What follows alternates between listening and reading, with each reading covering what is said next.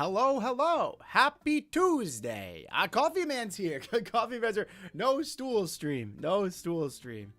I am here. I am here. Hello, Citrus. Happy Tuesday.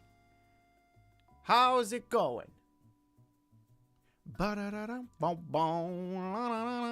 like I don't stream on Tuesdays a lot. I feel like it's usually Mondays, but I wanted to watch the college basketball national championship. So Tuesday, Wednesday it is. I haven't cracked my LaCroix yet. Ready? Yeah, that one was okay. That one was okay. I got a haircut. Can you tell? Looks shorter, right? I should incorporate it. I should haircut my model when I get an IRL haircut. My hair was getting dangerously long, to be honest with you. Dangerously long. No, I did probably been like 4 months since I had it cut. It's not like it was like to my shoulders or anything, but it was pretty long. It was pretty long. I don't like having long hair.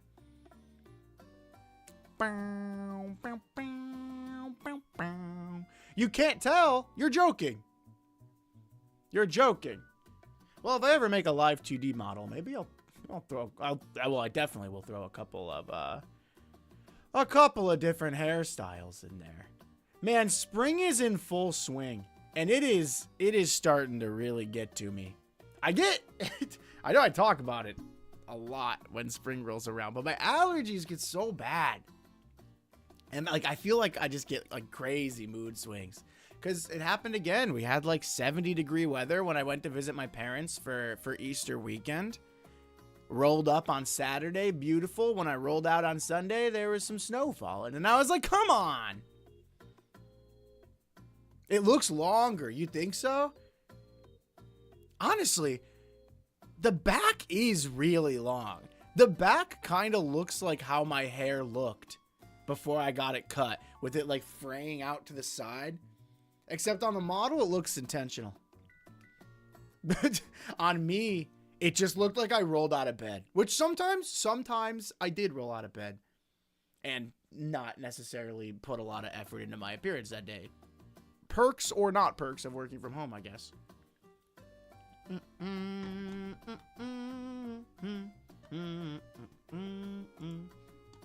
We're going to try this back-to-back thing. This Ace Attorney back-to-back. Ooh, Pokemon Champions released. Did anyone play Pokemon Champions yet? Did you play Pokemon Champions? I haven't played it yet. I debated downloading it either after stream today or sometime later in the week because I haven't got to play it yet. And right now, I don't think I have Pokemon Home set up. I used to. I think I stopped paying for the subscription. So I need to get Pokemon Home set up. Then I need to get Pokemon Champions. But I'm not super pressed, no pun intended, to get it done like ASAP.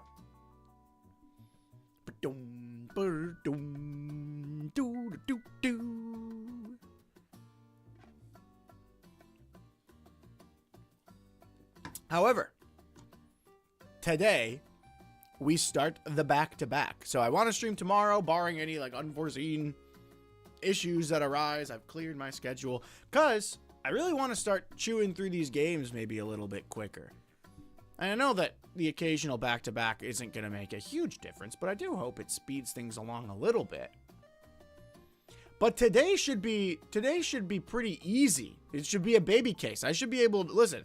I should be able to make a couple clips with how smart I look because this is, let's face it, the first case of the game. It's always a baby case. Should be easy, right? That's what I'm hoping. The last game, Justice for All's baby case, was pretty difficult, but I think that was more just because, if I remember, I wasn't feeling well for that one. But now I'm top of my game today. I'm top of my game.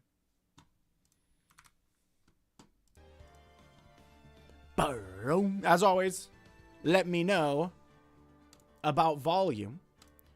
But it's time. We've played through the first Ace Attorney, and we've played through the second Ace Attorney, and now it's time for Phoenix Wright Ace Attorney Trials and Tribulations, or as I like to call it for short, Patat. We're playing Patat today. Why the hell is Cyclops part of the universe now? I saw him in the thumbnail. I don't know who that guy is. I don't know who he is. Well, I mean, I know who he is, but I don't know his name. And I only know one thing about him. Because I got something spoiled. But it wasn't a big spoiler. It was pretty much just his character design. He looks pretty cool.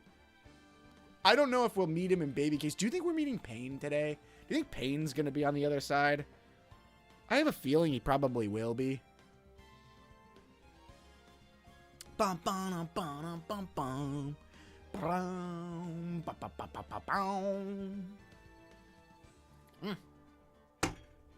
Okay. It's just these three, right? Yeah, I think the Apollo Justice trilogy is a separate one. Ace Attorney, Justice for All, Trials and Tribulations. Bum, bum, bum. I never want to see Pain again. I got maybe bad news for you. Episode 1, Turnabout Memories. Interesting. This looks like we're going to be playing as Mia for the baby case. Because it looks like Phoenix is like a young Phoenix right here, right? I don't know who this is. But it almost seems like we're going to be playing as Mia. Interesting. Play Turnabout Memories. Interesting. Ooh.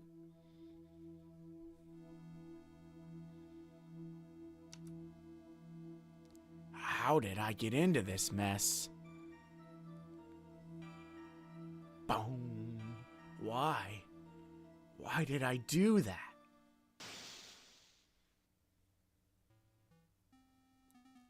Hey, that guy looks familiar. We don't see Phoenix not in a suit very often, do we? Wonder why they always use the word turnabout. I don't know. Hey, none of your business. I'm telling you for your sake. If you continue to see her, it's gonna be bad news. You're lying. Just listen to me. There's something you need to know about that girl. Stop it. Wait, what? Don't talk about her like that.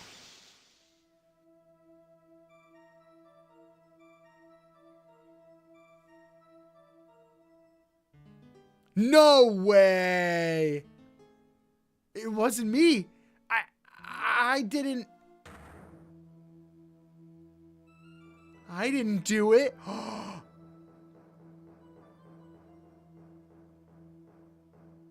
Ooh! 5 years earlier, Mia Fey's second trial. Hello, Hollow. Welcome in. You didn't miss the start at all. You're just in time. You are just in time. This is cool. Little backstory. I think I might be right. I think we might be playing as Mia here. April 11th, 9:40 a.m. District Court, Defendant Lobby number 3. That's a cool little hook. I was wondering how they were going to handle the baby case. Phoenix the Killer? Oh, no. It's finally time. I'm kind of nervous. Ahem! This guy, Mr. Grossberg. Mia, please calm yourself down. You're going to get yourself arrested for suspicious behavior, you know.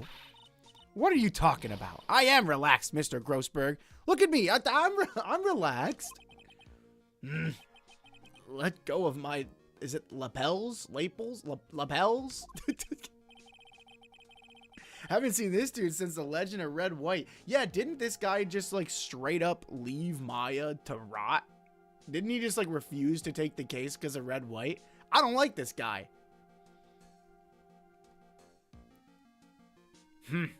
You obviously haven't got the temperament to be a lawyer. I'm sorry. It's just that I'm so nervous today. Oh, that's right. This is your first time in the big leagues, isn't it? Oh? He was, okay, you're right. He was blackmailed. Still, I feel like when it's the sister of your former student. I mean, I guess to be fair, I don't know what he was blackmailed with. Red White held a lot of power. This is your first time in the big leagues, isn't it? Well, never fear, my dear. I, Marvin Grossberg, am at your service. Actually, this is my second time in court. Still, you surprised me. What, with your earnest request last night? I wonder why we're starting on the second time. I wonder what the first time was. Let me handle this case, you suddenly said, and quite forcefully, too. I just found out yesterday. About the case, I mean. What? And you've already learned all the relevant facts. Well, about that. You see, of course I have. I think. Oh dear. In any case, don't let our client see you so nervous. You see the poor young man in the pink sweater over there? That's our client. Phoenix? It's really weird seeing him not in a suit.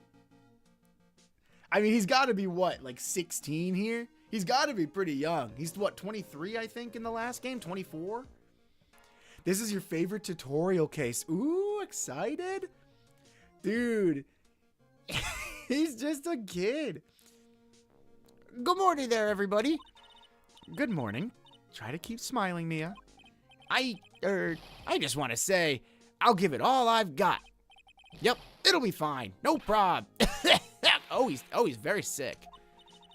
What's wrong? Do you have a cold or something, Mr. Rye? Actually, it's right. Like the Flying Brothers. People screw it up all the time. And yes, I have a cold. That's what this mask is for. My doc says this way, I won't give it to anyone else. Be kind to others, he says. Right, Mr. Wright. You have nothing to fear in court today. If you are truly innocent, I promise I will save you. Please let go of my shirt. That's right. He's the one on trial, not you. He's the one who should be nervous. You need to stay strong for your client, Mia. Mia's a little nervous in her rookie days. She's not always the cool, calm, and collected type that we believe her to be. He's a college kid here, like 18. Oh, okay, that tracks. Did he get the big C virus? Probably, well, let's see. This game probably came out in, what, 2007?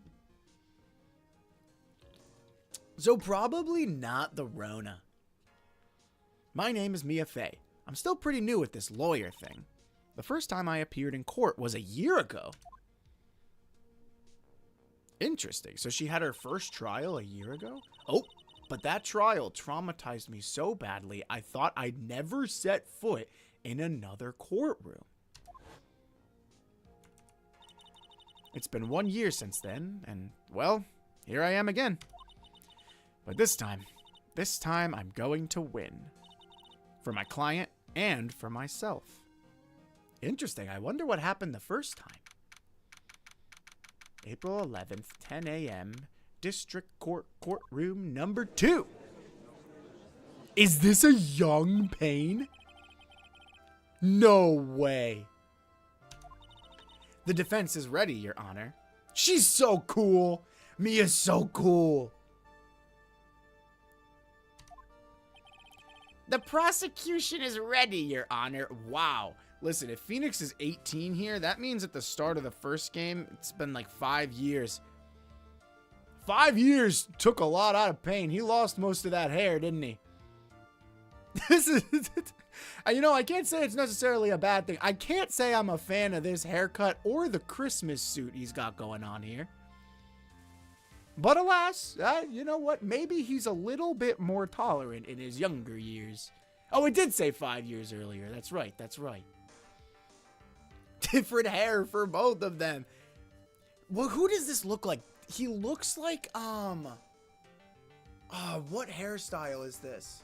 Kind of like Elvis, but that's not who I'm going for. That's not who I was thinking of. But it is kind of like the Elvis cut. Mia is so cool, right? The defense today is Ms. Mia Fey, was it? Yes, Your Honor. Is there a problem? I was under the impression that Marvin Grossberg was to be leading the defense. Yes. Well, you see, Mr. Grossberg had a bit of an emergency. Emergency? But isn't that him standing right there next to you? Yes. Well, you're just a rookie. Are you sure you can really handle this? Don't let him scare you, Mia. Give him your toughest look. Get up there, Mia. Yes! Dude, this is actually really cool. Of course, Your Honor. I think. Well, Mr. Payne, your opening statement, please. Well, oh, wait a second. He does the same motion as he does when he's bald, except he does it for a reason, because he used to have hair there. That's really funny. That's really good. Mia's no smarter than Nick during his first case, huh? I'll reserve my judgment until after the fact. I mean, I guess I kind of determine how smart she is here, but... Well. I can't believe a veteran like me has to spend his time babysitting a new defense lawyer. Well, he didn't become any more likable in the past, did he? Don't worry, little girl. It will all be over soon. What was that all about? Was he trying to trash talk me? Now then, I'd like to proceed with a summary of events on the day in question. Side note before we get into the story. How would we feel about, what if Ace Attorney 7 was just a Payne spin-off game? We wait all this time, and then as an April Fool's drop or something, they're like, we've got it, Ace Attorney 7, and you get to play as Payne. Oh boy. It's easy to forget she was raised in the same rural village. Oh, yeah. Wait, that is a really good point. I kind of forgot about that, because she never really I guess you never see her growing up there, but she doesn't strike you as the kind, does she? Like Maya and Pearl, I feel like you can tell they're spirit mediums, probably because of their attire, really. But you're right, it is easy to forget that she grew up there, too. Now then, I'd like to proceed with a summary of events on the day in question. The incident occurred on the campus of Ivy University. The murder victim was a student named Doug Swallow. He was a fourth-year student studying pharmacology. It sounds like he was a very bright young man. Yes, well, next we have a photo taken at the scene of the crime. Students discovered the scene shortly after the murder. They found the victim's body and the defendant, who had obviously bungled his getaway. They then called the police. Why does Phoenix look so happy here? That certainly makes the defendant look very suspicious indeed. Very well. The court accepts this photo into the record as evidence. Crime photo 1 added to the court record. The crime took place behind an Ivy University building.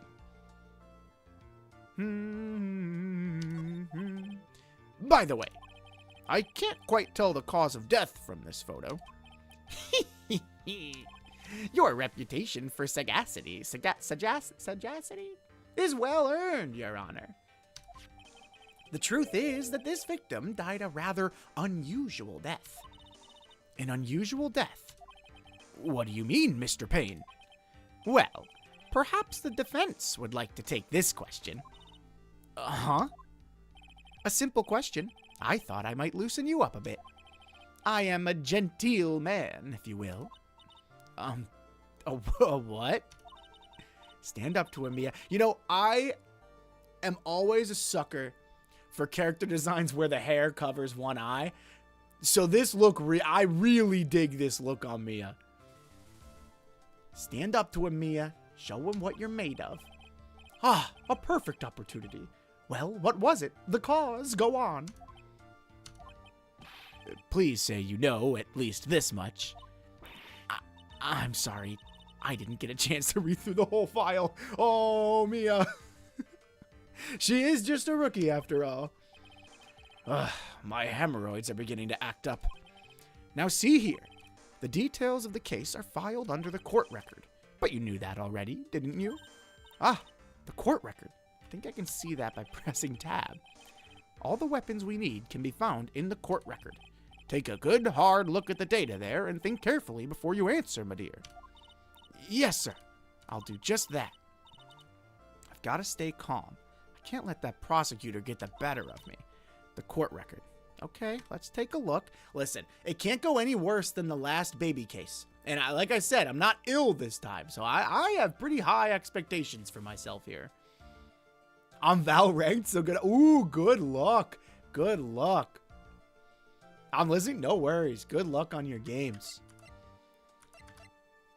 Okay, we've got Doug's autopsy report. Date and time of death was April 9th at 3 p.m. Cause of death was a fatal electric shock. And then here's the photo. Here's the, I'm guessing the wire that snapped. Interesting. Okay. Now then, would the attorney for the defense please answer the question? What was the cause of death? Electrocution, Your Honor. Electrocution. But how could such a thing happen? Oh, profiles. That's a good point. He's 61 here. Phoenix is 21 here. 22. Dahlia Hawthorne. Phoenix Wright's girlfriend. Ooh, Phoenix. Phoenix got a girlfriend? And Winston Payne. A veteran lawyer with a little too much confidence. Do I have my own attorney? Yes, Mia does have her own attorney's badge. Whoa, he's bisexual. He had Dahlia Hawthorne dated the victim Doug Swallow up until 8 months ago. Oh, that's why this guy and Phoenix were talking and he was like, you better stay away from her. Aha. Did the murderer use some sort of new super powerful stun gun, perhaps? The answer to that will become crystal clear as this trial proceeds, Your Honor. But before that, there's one more vital issue. What's that? Why, motive, of course. Apparently, there was some bad blood between the victim and the defendant. Bad blood? What do you mean? Oopsie, I'm terribly sorry. You're the defense attorney, so you must know all about it. I shouldn't be stealing your spotlight like this. I really don't like this guy's smug attitude. Me either, Mia. Just wait, it gets worse in 5 years. That's Winston Payne for you. He is one smooth operator, if you catch my drift. They don't call him the rookie killer for nothing, you know. Is that what they call him? The rookie killer? I feel like literally any other prosecutor would be better suited to that nickname. Now then, let's hear from the defense. What was the source of the bad blood between the victim and the defendant? And this time, I would like to see some supporting evidence. Evidence? What's that? No need to get all worked up over this. As I said, all our weapons can be found in the court record. Find the evidence you need and then shove it in old Graybeard's face. Yes, sir. Into his face. Mr. Grossberg, try to set a better example for the young lady. Mia, evidence isn't the only thing in the court record. People's profiles are as well. You can toggle between profiles and evidence with tab, so be sure to go over it all. What was the cause of bad blood between Phoenix Wright and the victim? Dahlia Hawthorne, Your Honor. Take that! The reason for the bad blood between the two of them was this woman here. Dahlia Hawthorne, is it? Very good, Miss Fay. You seem to have picked up on at least this much. This woman is the girlfriend of the defendant, Phoenix Wright. But up until about 8 months ago, she was with the victim, Mr. Swallow. Clearly, she has some part to play in this story. Interesting. I wonder who we're going to call to this. Oh, do we get to call Phoenix to the stand? That would be kind of fun. Ah, he's done it again. Before the cross-examination starts, he always got the judge thinking he's already got the judge thinking like he wants. Very well, Mr. Payne. Please call your first witness. If it pleases the court, the prosecution would like to call Mr. Phoenix Wright. What? The defendant himself?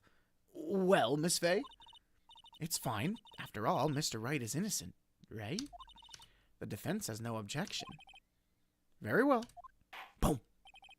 The court calls Mr. Phoenix Wright to the witness stand. This is cool. And he looks so happy to be there. You can see Larry rubbing off on him a bit, huh? Witness, please state your name and occupation. Oh, yes. My name is Phoenix Wright. My job?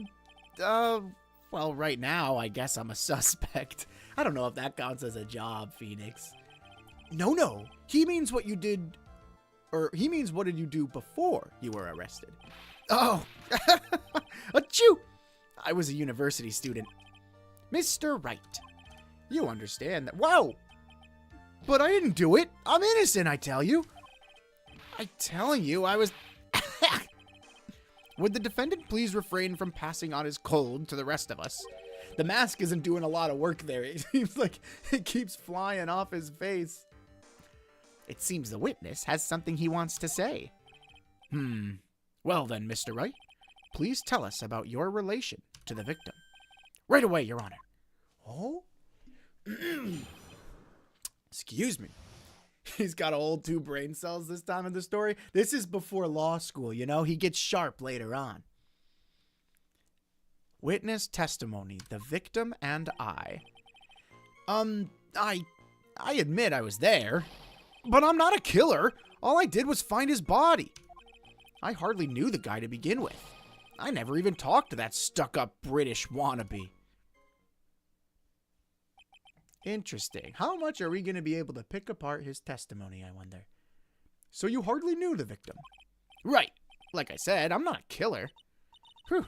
Looks like the judge understands. You're being naive, you know. Too naive. Huh? It seems that you've forgotten one small thing, young lady. And that would be? This witness still has to undergo something called cross-examination. Cross-examination? He's right, and it's the defense's duty to carry out the cross-examination. The purpose is to determine if the witness's testimony contains any contradictions. Contradictions? If a witness is lying, their statements will conflict with the court record. But Mr. Wright is my client. Even if he is your client, in court, all lies must be struck down. As a lawyer, that is your duty, you see. What does he mean by that? Is he saying that testimony just now, that there was a lie? A contradiction? Hollow already found it. I think I might have found it too. Is it the fact that he had never spoken to him because they were speaking in the very beginning, right? Now then, your cross-examination, if you please, Miss Fay. Please, Mr. Wright, tell me you haven't been lying. I don't think he's been knowingly lying. You wouldn't do that to me, would you? No. I like that his shirt has a big P on it for Phoenix. I admit I was there, but I'm not a killer. All I did was find his body. I hardly knew the guy to begin with. I never even talked to that stuck-up British wannabe. Let's see. Nothing there. I think his testimony contradicts himself. Yeah, it does, because he says he's never talked to him. I hardly knew the guy. Oh, whoa. Well, my dear, do you think you can manage on your own from this point? I can handle it, Mr. Grossberg. 1 year ago, I was in a courtroom just like this. Hello, Caleb. You're just in time for the start of a new game. I hope you had a good weekend. 1 year ago, I was in a courtroom just like this. I can do it. I can handle this myself. You mustn't try to bite off more than you can chew, Mia. I'll be fine. I know what I have to do. Remember, you can always press him to get more information. And one more thing. When you're going to state a contradiction, make sure you present some definitive proof. Okay, Mia. One more time. From the very beginning of his testimony. Yeah, I don't know if Caleb's ever met Mia. Caleb joined after Mia, I think. But this is Phoenix's mentor, yes, as Hollow said. And Phoenix is on trial. We're in a flashback right now. This is the first case of the new game. I admit I was there. Hold it! When you say there, you mean the place where the victim was murdered, yes? Yeah, sort of. The place where something happened, anyway.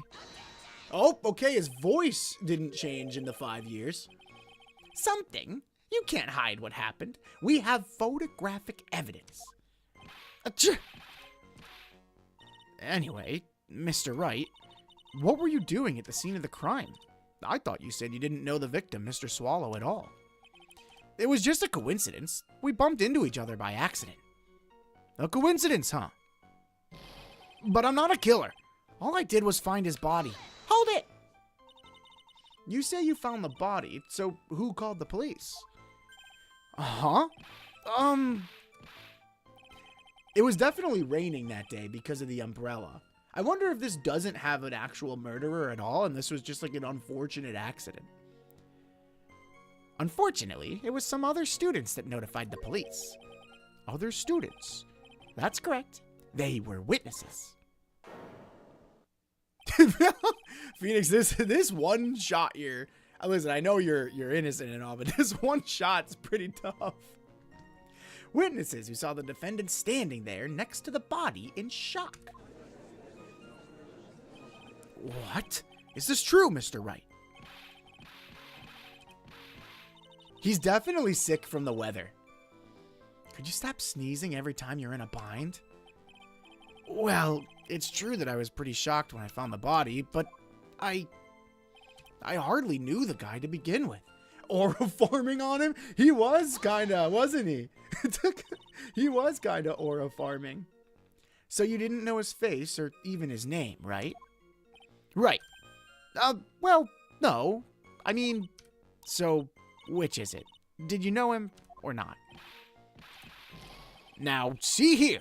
You can't avoid answering the question by sneezing all day.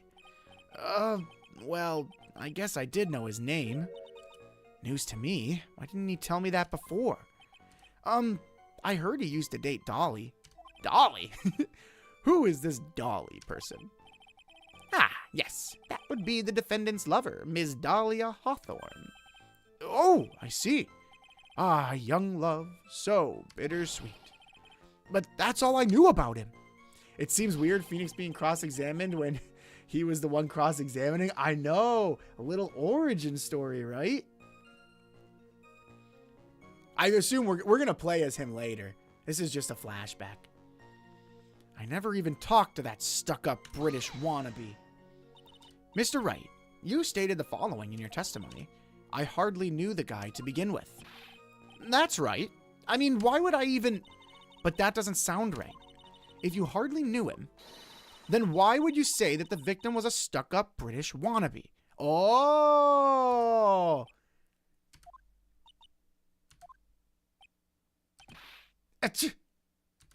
Well, Mr. Wright.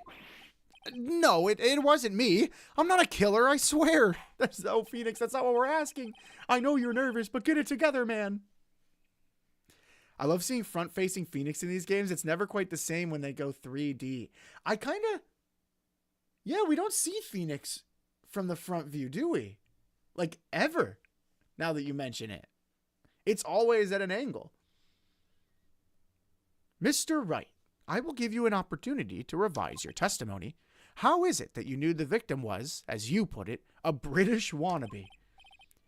Yes, well... He was always walking around with a huge Union jacket on the back of his shirt. Did you see it at the crime scene? The Union Jack, I mean. Yes, that's right. I saw it at the crime scene. That's why I figured he must love British stuff, see? It's true. Cross my heart. I swear I didn't do it. He's acting fishier than the salmon I ate last night. May I ask you something, Ms. Fay? Yes, Your Honor. What is it now? Who is this person anyway? This Union Jack fellow. The Union Jack is the name of the United Kingdom's flag. Oh, I see. So you mean like the stars and stripes, right? As usual, Your Honor, your insight astounds me. Oh, quit sucking up to him.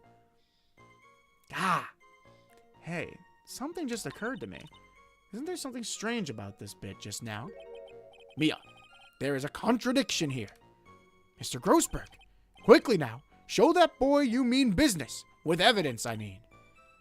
Interesting. Okay, I can handle it on my own, Mr. Grossberg. Okay, so there's a contradiction, particularly in that last one. Of course, because there always is when you get to, when they add something. He was always walking around with a huge Union Jack on the back of his shirt. There's no Union Jack here, Phoenix. Please explain. Feeny hates the British. Oh, Phoenix, no. Are you certain you saw the Union Jack? Yeah, I'm sure. It was right there on his back. I wonder what's got him acting so fishy. Miss Fay, is there some point to this line of questioning? Your Honor, please take another look at the crime scene photo. As you can see, there's absolutely nothing on the victim's back. Hey, wait a minute. He's wearing a leather jacket. The Union Jack was on the back of the t-shirt he was wearing. I was under the impression that you accidentally came across the body. But if that was really the case, then you wouldn't know that, would you? You'd have no idea at all what he was wearing underneath that jacket. Oh, Phoenix. Mr. Wright, you've been lying to me. Please forgive me. Oh, Phoenix, no. Mia, you've made our client cry. Let him. That P on his chest doesn't stand for Phoenix anyway. Yeah, it stands for Pee-Pee Poo-Poo Head. I can't believe I trusted him. Mr. Wright was all wrong. That was an impressive bit of cross-examination. Thank you for uncovering the defendant's lies for me. It's quite clear that this man did not simply stumble upon the scene of the crime. What is he hiding? Why is he being so fishy? Did I go too far? By the way, Mr. Wright, you seem to have a rather bad cold. Have you taken any medicine for it? Yeah, I took some, but what was was the medicine that you took an over-the-counter brand called Cold Killer X? Yeah, that's right. It kills colds good. Hey, wait a second. How did you know I'm a big fan of Cold Killer X? Payne always thinks that he's on to something. Can Payne stop smacking his hair? It makes me uncomfortable. If it makes you feel any better, Caleb, in 5 years, he doesn't have that hair anymore. He's bald. He is, this guy here is always the prosecutor in the first case. He's like the tutorial guy. Would you happen to have that medicine with you right now? And he's notoriously hated on in the fandom. Everyone hates this dude. Well, actually, I seem to have lost it somewhere. He lost it? Oh God, did he lose it at the scene of the crime? Does this even have anything to do with the case? Mr. Wright, shall I tell you where your cold medicine is right now? Huh? Your Honor, I'd like you to take a look at another photo from the crime scene. What's this? In the victim's hand, it's Cold Killer X. In the victim's hand? Phoenix said, "You won't take my gold. Give me back my Cold Killer X, or I'll knock you out cold." Objection! He's notoriously hated on in the games too. Yes, this guy does not get a lot of respect. Yes, but even I've got a bottle of Cold Killer X in my apartment. Objection! I'm sorry, but I'm afraid that argument won't work. There's no doubt as to who this bottle of Cold Killer X belongs to. Did Phoenix write his name on it like my mom would do? Especially since Mr. Wright's fingerprints are all over it. Okay, well, that's not quite as damning. What? Sensing his murderous intent, Mr. Swallow must have picked up the bottle of medicine, dropped by Mr. Wright, and hid it in his hand. His purpose in doing so can only have been to identify his killer as Phoenix Wright. Phoenix, what did you get yourself into? Order! Order in the court.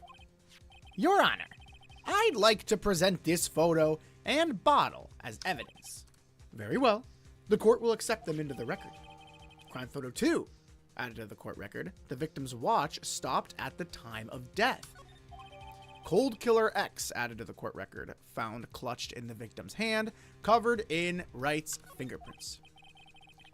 Also, the victim's wristwatch was broken. Broken. Yes, it ceased functioning when a large wave of electricity passed through it. Well, Mr. Wright, Do you have some kind of explanation for all this? This is really bad. This is really bad. Oh my buttocks. My poor hemorrhoids. Your Honor, can we take 5? My mentor here seems to be feeling a bit under the weather, as is my client. What really happened? The truth is, I went because he called me. He was in the pharmacology department, so we agreed to meet at 2:45 behind that building. We talked for a bit, and then at around 3, we split up. Then later, when I went back, I found him lying there. I'd been taking Cold Killer X for the last 2 or 3 days, but I lost my bottle of it around lunchtime on the day of the accident. Interesting. Crime happened at 3. If the crime happened at 3 o'clock, the watch... I'm trying to tilt my head to see 3. I have a hard enough time reading clocks as it is sometimes. Now I got to read this upside down. This looks like 3:05, right? 3:05? Yeah, this is 12. 3:05. Mr. Wright, that's completely different from the testimony you gave previously. Well, if there's one thing we can learn from this, it's that maybe Phoenix should lighten up on the people on the stands. He can't say that he was the best witness either. I'm sorry, Your Honor. I was afraid you wouldn't believe the truth. You'll forgive me if I say I hardly find your current testimony any more credible. Ms. Fay, your cross-examination, please. Oh, please, Mr. Wright, don't tell any more lies. I don't even know what numeral that is. It's 12. It's 12. So, the X is 10 and then 2. You don't even know what he's about to do? Oh, no.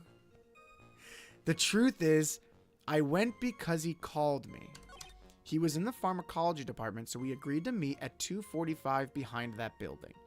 I assume that this is going to be because he wanted to talk about their love interest, the love triangle. Well, not really much of a love triangle if they broke up.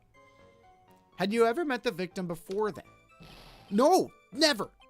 But that day, he called me up and told me he wanted to talk about Dolly. And this Dolly person is my, it's kind of embarrassing. She's my sweetheart. What was that for, Mia? Oh, I'm sorry. I just felt like slapping something all of a sudden. Dahlia Hawthorne was also the lover of the murder victim, Doug Swallow. Before she met Mr. Wright, that is. So it was one of those nasty love triangles, I see. He was in the pharmacology department, and we agreed to meet at 2:45. Was it Mr. Swallow who indicated the 2:45 meeting time? Yeah, and we were both there right on time. You said the victim was in the pharmacology department, correct? Yeah, he was studying how to manufacture and improve pharmaceuticals. Everyone called him the alchemist of IVU. An alchemist? I see. I gotta admit, it was a little suspicious. He had a whole laboratory and everything. It was filled with chemicals and strange machines that run on high voltage electricity. How fascinating indeed. He sounds like he was quite an ambitious young man. What do I do? Maybe I should ask him for some more details? Yes, this seems very important if there's all of these different electronical appliances. We'll talk about the timing of the meeting first. So you're absolutely certain that you met at 2:45? Yeah, I'm pretty sure. That's the time class ends. But they're always doing experiments, so it doesn't matter much. Experiments? Yeah, those pharmacology guys are always in the lab whipping up something. Well, it looks like he's right about the time anyway. Witness, let's go on with your testimony. Actually, witness, please hold, because I would like to ask you one more thing. I would like to ask about the pharmacology department. I was wondering if you could tell us a bit more about that department. Well, okay, sure. I don't know all that much about it, though. A little bit early in your testimony, you said something interesting. You said the department uses strange machines that run on high-voltage electricity. That's right, and they sure look dangerous. They use non-standard voltages, so there are high-voltage cables everywhere. High-voltage cables. This is screaming freak accident rather than murder. Yeah, there were electrical poles set up all around the building. The high voltage cables run overhead around the roof. Finally, I think we're getting somewhere. We talked for a bit, and then around 3 p.m., we split up. So what was it you were talking about? You know, that maybe we should hang out again sometime. Wait, huh? Did they become friends? Hang out again sometime. I wish that were true. Did you find a game for Friday yet, Press? I got a couple in mind. I don't know which one I'm going to play yet, though. Then later, when I went back, I found him lying there. What kind of game do you think you're playing, Press? A non-murder? I don't... Yeah, that probably sounds... Oh, I hope it's not Dahlia. I hope it's not her. Poor Phoenix. When I went back, I found him lying there. So you say you went back? Yeah, that's when I found the body. Yes, but why did you go back in the first place? Music in this game bangs, by the way. Weren't you angry with him? Well, I mean, that's right, I was. Phoenix, then why? Why did you go back there? I thought maybe we could make up.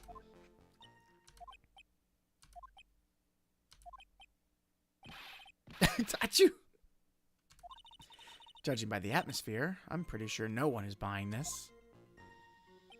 I'd been taking Cold Killer X for the last 2 to 3 days, but I lost my bottle of it around lunchtime. It's rather unusual to catch a cold this time of year, isn't it? Yeah, I always get a little careless when the weather starts to warm up. I guess I shouldn't sleep with the window open this early in spring, huh?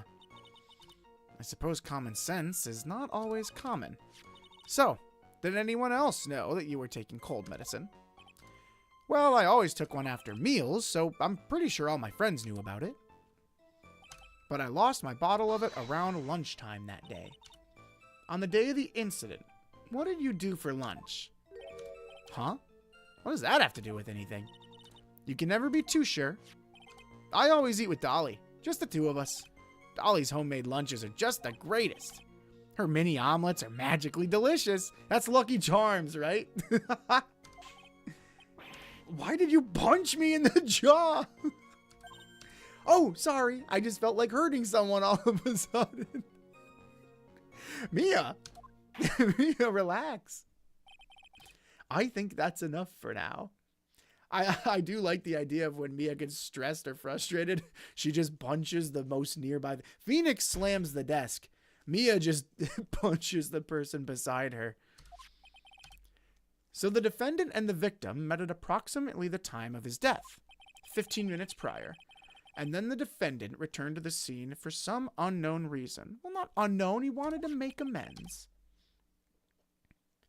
I'm not entirely convinced by his explanation about the medicine bottle either. Let me be frank here, Mr. Wright. Your testimony cannot be trusted. Maybe this is why the judge hates us. Maybe the judge has a bad taste in his mouth from when Phoenix was on the stand, and he is determined to hold it against us for the rest of time. What do you mean? I knew it was too much work for a little girl. However, there is one mystery that still remains. There is, Your Honor. How the murder was carried out, of course. Just how was the victim electrocuted? I don't believe the murder weapon has been produced yet, correct? Well, that is... You are correct, Your Honor. So how exactly was Mr. Swallow killed? If I could somehow establish how it was done, maybe I could still come out of this mess smelling like a rose. Establish a murder method, or I can't right now. Alright, we've got a date and time of death of 4/9 at 3 p.m. Phoenix says they met at 2:45, and he says he went back, judging by the victim's watch, at around 3:05. The cause of murder was obviously electrocution, so I guess you could make the question of how did this happen, which would be someone snapping the wire, or maybe the umbrella catching the wire. Maybe I could still come out of this mess smelling like a rose. I'm gonna go for it. Let's establish a murder method. Your Honor. Yes, Ms. Fay. I believe that if we were trying to piece together everything we've heard up until now, we should be able to solve the mystery of how Mr. Swallow died. Ooh, look at this little cocky grin. Okay, Queen. That would be most impressive. Quite the brash statement coming from a rookie. But even a beginner like you must understand the basic rules of the court, yes? An attorney must be able to substantiate their arguments with evidence. Of course I know that. Actually, I had totally forgotten. Now then, Miss Fay, let me see what you've got. Show me how you believe the victim was electrocuted. Your Honor, I unfortunately cannot drag my finger over and point to the umbrella like I thought it was going to be. So I have no way of knowing. Unfortunately, maybe I can just present this photo and it'll work. That was my plan. Take that! As for the cause of death, I'd say this picture captures it quite well. What? Oh, this was right. Okay, cool. But there's nothing that even remotely resembles a murder weapon here. I'm afraid the defense is going to have to explain this in a bit more detail. Miss Fay, where exactly in this photo is the murder weapon? Aha! Depresso's point-and-click adventure. Well, naturally. It's right around here. I think. He doesn't believe it. Miss Fay, I'm deeply disappointed. Oh, come on. I'm disappointed as well, Miss Fay. To be honest, I'm a bit disappointed too, Mia. Even Grossberg? You're supposed to have my back, bro. Phoenix? No! I need to use my brain on this. Come on, Mia, you can't strike out here. I'm afraid the defense is going to have to explain in a bit more detail. All right, then I guess it's the actual wire, which makes sense. I just thought that part was obvious. But okay, the wire, Your Honor. Naturally, it's right here. That's... What is that? Okay, maybe it wasn't so obvious. A severed electrical cable, I believe, Your Honor. Remember the testimony we've heard. The machines the pharmacology students use in their experiments require high voltage. And because of that, there are special high voltage cables strung up everywhere. So then, the high voltage cable? Yes, the high voltage cable is the cause of death. That is the most likely explanation. It's a baby case, you're right.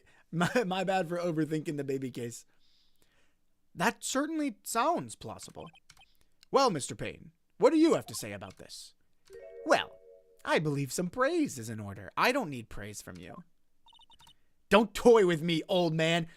Sit him down, Mia. That's what I'm talking about. Now, the victim's cause of death may indeed have been a high voltage cable. However, I want you to think about what that really implies.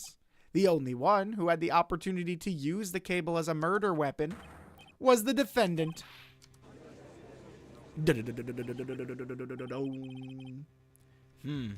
That much is certainly true. Yes, and that's not all. We have proof. Irrefutable proof that will establish that Mr. Wright was the murderer. You do? Well, where is it? His fingerprints. Fingerprints? You mean that the defendant's fingerprints were on something besides the medicine bottle? Let's take another look at the crime scene photo, shall we? As you can see, the victim is wearing a leather jacket. And as you may know, leather holds fingerprints quite well. You mean... Yes, it was quite clearly imprinted on the chest area of the victim's jacket. The palm print of the defendant's very own hand. Well, that doesn't strike me as too odd. If I found someone lying face down in the street, I would probably try to help them. Also, that does kind of establish how he knew that the back of his t-shirt, not the jacket, had the Britain logo on it. What? I can only think of one way Mr. Wright could have left a print like that. Intent on murder, he squarely pushed the victim towards the severed electrical cable. Oh, they're eating it up. They're eating it up like soup. Order! That's enough. I think we can conclude that there is no reason to continue with this cross-examination. We can? Stick a fork in us. We're done. Okay. Props to Mia. She is so much more trustworthy to have by my side in the courtroom than Grossberg here, who throws in the towel at fingerprints. Come on, man. You're supposed to be the mentor here. Mr. Grossberg. My hemorrhoids never lie. The show is over, Mia. I knew that boy was guilty the first time I saw him. No, you're wrong. Mr. Wright is innocent. He's like, no, he's not. No further evidence is required to convince me of this man's guilt. Your Honor, at this time, I am prepared to render a verdict in this case. Oh, let's go, Mia. Come on, show him something. Do you have anything further to add, Miss Fay? Is this what you want, Mr. Wright? You still haven't told us the truth, the whole truth.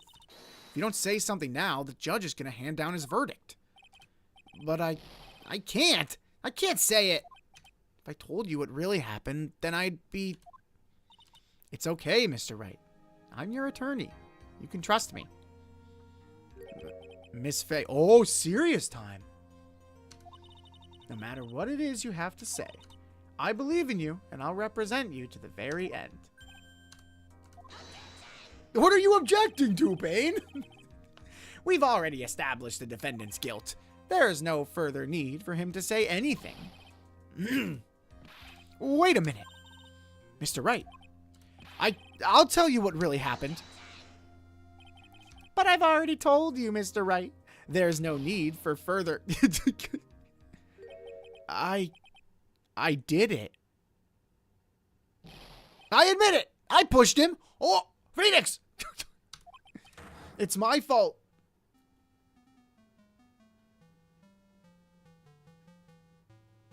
That girl, you shouldn't see her anymore. Hey, it's none of your business. I'm telling you for your own sake. If you continue to see her, it's going to be bad news. Just listen to me. There's something you need to know about that girl. Stop it.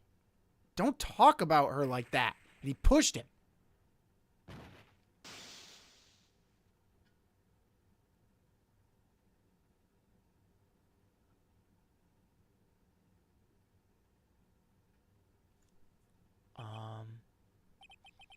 What you just said, was that the truth? Yes, I was afraid. Afraid that if I told the truth, everyone would think I was the murderer for sure. Well, as things currently stand, we're all absolutely convinced that you are. Please, that's a tough story, Phoenix. Please don't stop there. I'm going to need you to elaborate just a little bit further. Please give me one more chance to explain. This time I swear, I'll tell the whole truth. It'll be okay, won't it, Miss Fay? I believe in you. Oh, thank you. I still can't believe it. He really did push the victim, but did he push the victim into the wire is the question. It feels like my hemorrhoids are doing the Harlem Shake. Was the Harlem Shake invented in 2007? Am I that old? No, hang on. I know that we're like doing something here. When did Ace Attorney 3 come out? August 23rd, 2007. Later in North America on October 23rd, 2007. When did the Harlem Shake come out? Early 2013. The song was made in 2012. What on earth? I wonder if they changed this dialogue for the remake.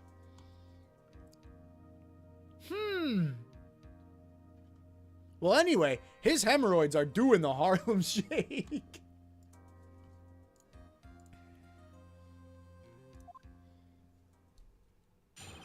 When I pushed the victim. That guy, he was talking bad about Dolly. Push. I lost my temper and gave him a shove.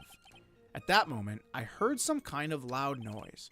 A little while after I left, I started to get worried. So I went back, but he was just lying there dead. So he didn't push him into the wire. At least that's what it seems like. Well, the explanation is really quite simple. When you pushed him, Mr. Swallow flew back and touched the electrical cable. He died from the shock, and that, as they say, is that. A simple explanation indeed.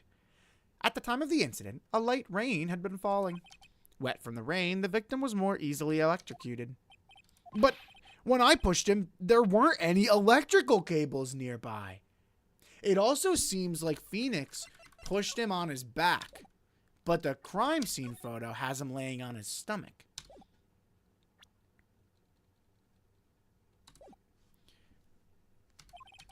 If there had been something like that, even I would have noticed it. That's true. Even a doofus like him couldn't miss that. Miss Faye, let me warn you right now that if your cross-examination doesn't yield any new facts, I intend to deliver my verdict without further delay. Are we clear on that? Yes, Your Honor. Don't give up, Mia. If he's innocent, there must be some kind of evidence somewhere that will prove it. I think we've got it. We just have to get it out of him in his testimony. Which means we have to push! Why are his hemorrhoids doing anything? That's a great, great, great question. Push him. He said all sorts of terrible things about Dolly. He said that she was a bad girl. Sorry.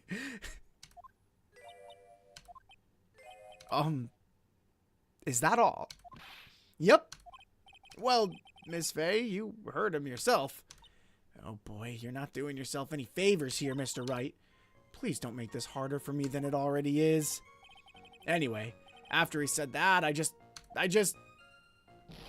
lost my temper and gave him a shove. Can you tell me about what happened in a little more detail? That guy, he just said what he wanted to say to me. And then he put on his jacket he was holding and started to leave, which is how Phoenix knew that he had the British flag on the back of his shirt. That's when I lost my temper and flew into a furious frenzy. Pushed him down, noticeably on his back. I just gave him a light, gentle shove to the chest. And when you did that, there was no severed cable anywhere to be seen? Right, there was nothing like that at all. But is it possible that you merely overlooked it? Payne, I don't know. Listen, man, I know that you like to be cocky, but I don't know if you can just overlook this. Seems like a pretty clear safety hazard. Well, I guess it's possible. What are you doing? Don't let that guy steamroll over you like cheap asphalt. There is something that is so satisfying about the fact that Payne is talking so much shit to us right now on the stand, us meaning Phoenix, and then later we become an attorney and we get to just absolutely own him in court. That is very satisfying. I believe what's important here is the moment the push occurred. Let's continue on with the testimony, witness. At that moment, I heard some kind of loud noise.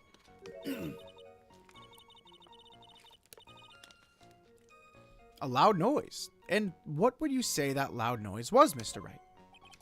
I'm not sure, but it was really loud. It was like, snap.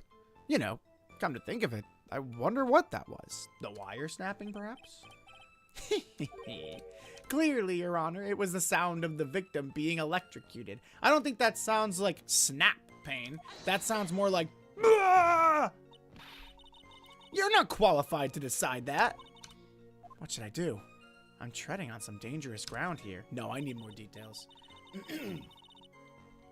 Mr. Wright, that loud noise you heard may be extremely important, so try to remember what it was. How do I put it? It was like a sharp crack. Could it have been... Yes, could it have been? Hurry up and tell us. When I pushed him, he dropped the umbrella he was holding. And it did snap. Push, fall on his back, umbrella snaps, which we know did in fact happen. This is a broken umbrella here. Sorry, I keep coughing. I feel like Phoenix today. That was probably the noise I heard. An umbrella, huh? And did that umbrella belong to the victim? Yeah, it was a plastic umbrella. Cheap, frail. Kind of like the owner. Phoenix, awesome dig. Probably not the time. Then again, I wish I had any kind of umbrella. I was soaked to the bone. Miss Faye, what do you think? Is there something important in that testimony just now? Well, of course it's important. This is it, Mia. The new information you've been waiting for. Of course it's important. No, this cheap umbrella is more than important. It's vital. I want to officially have it entered into the testimony. Ha! How perfectly fitting. Flimsy information for a flimsy lawyer. Okay, your hair's looking pretty flimsy too there, man. Why don't you put some more product in it, huh? Witness, please add the bit about the cheap umbrella to your testimony. After I shoved him, he fell down on top of his cheap umbrella. So Mr. Swallow fell on top of his umbrella, and you're certain of this? Yeah, it was right there under him. Actually, if it hadn't been under him, I was planning on borrowing it for myself. The umbrella, you mean? No, the man. He was gonna borrow Mr. Swallow. Well, yeah, you see, I was wearing this sweater here. Dolly stayed up late for nights at a time knitting it for me. I didn't want the rain to dampen the handmade symbol of her love. Oh, young love. My stomach is not to be used as your personal soccer ball, Mia. I'm sorry. Continue on, witness, with your testimony. A little while after I left, I got worried, so I went back, but he was lying there dead. After I shoved him, he fell down on top of his cheap umbrella. Perfect. He doesn't look on top of it here, does he? Why didn't you testify about the umbrella from the very beginning? Come on, if I had mentioned that, I would have been able to counter the prosecution's arguments earlier. She's so cool! Ah! She's so cool! What do you mean by that? Take another look at the crime scene photo. According to Mr. Wright, the victim fell on top of his umbrella. However, if you look closely, the umbrella is nowhere near the victim. Actually, it's by the electrical pole. You're absolutely right. The conclusion here is obvious. After the defendant left, the victim moved from where he fell. In other words, after he was pushed by the defendant, Mr. Swallow was still alive.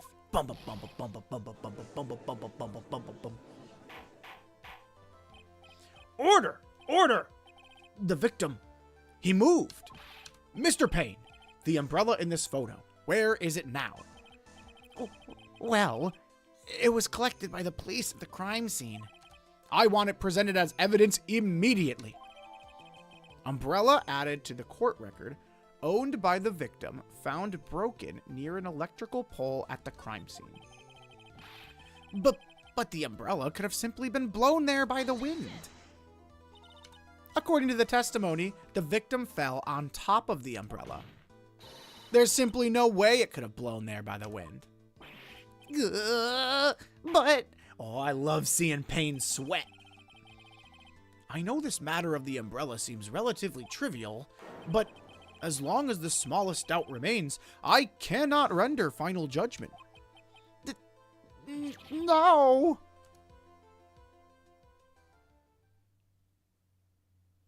I must say, I still find it hard to believe that a huge hole has been blown in the prosecution's case by the defendant's testimony.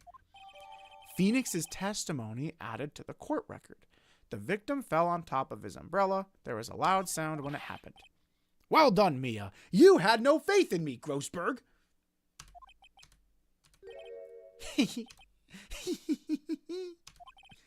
Mr. Payne, what are you chuckling about?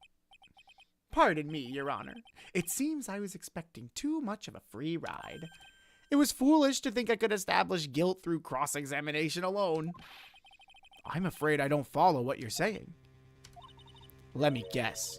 You have another witness. Exactly. And this witness's testimony will be incontrovertible. Well, who is this witness? Miss Dahlia Hawthorne? My love? No, it can't be. Dahlia Hawthorne? You don't mean Dolly? No! No! Phoenix's precious heart. He can't bear it. I do, Your Honor. The defendant's very own lover is a witness to the whole thing. That's right. She was at the scene of the crime when the murder took place. What? Not my love. You know, Phoenix's love, but like, I'm kind of Phoenix. So it's like, it's weird when the guy that you've been playing as for the past years, you're not playing as him anymore. You know what I mean. I'm sorry to break the bad news to you, my dear. She's so cool. She's so cool. Bad news. You couldn't be more wrong. Actually, I've been waiting for this. You can't be serious. Mia, what do you mean by that? I think this is a good point for us to stop at.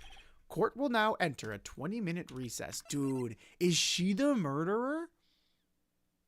I'm learning a lot about you today. First loving pain, sweat, now this. Now hang on.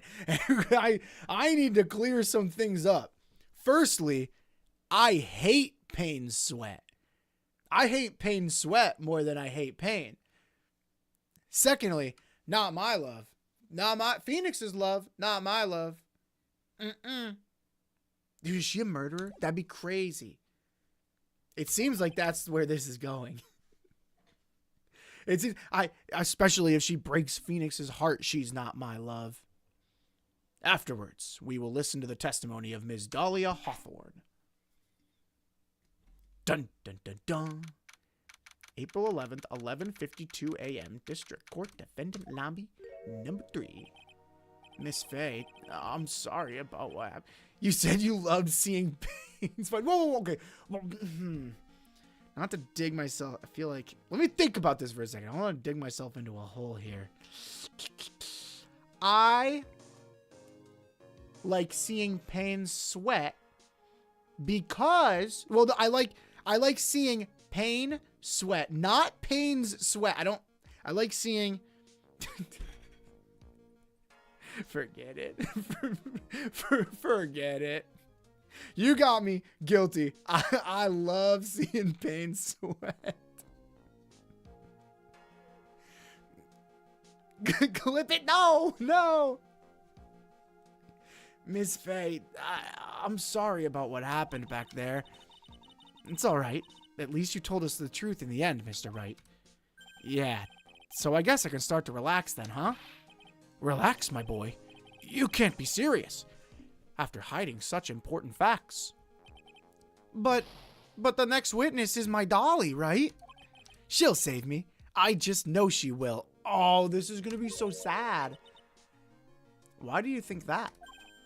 Uh-huh. What do you mean? She's the love of my life. The love of Phoenix's life.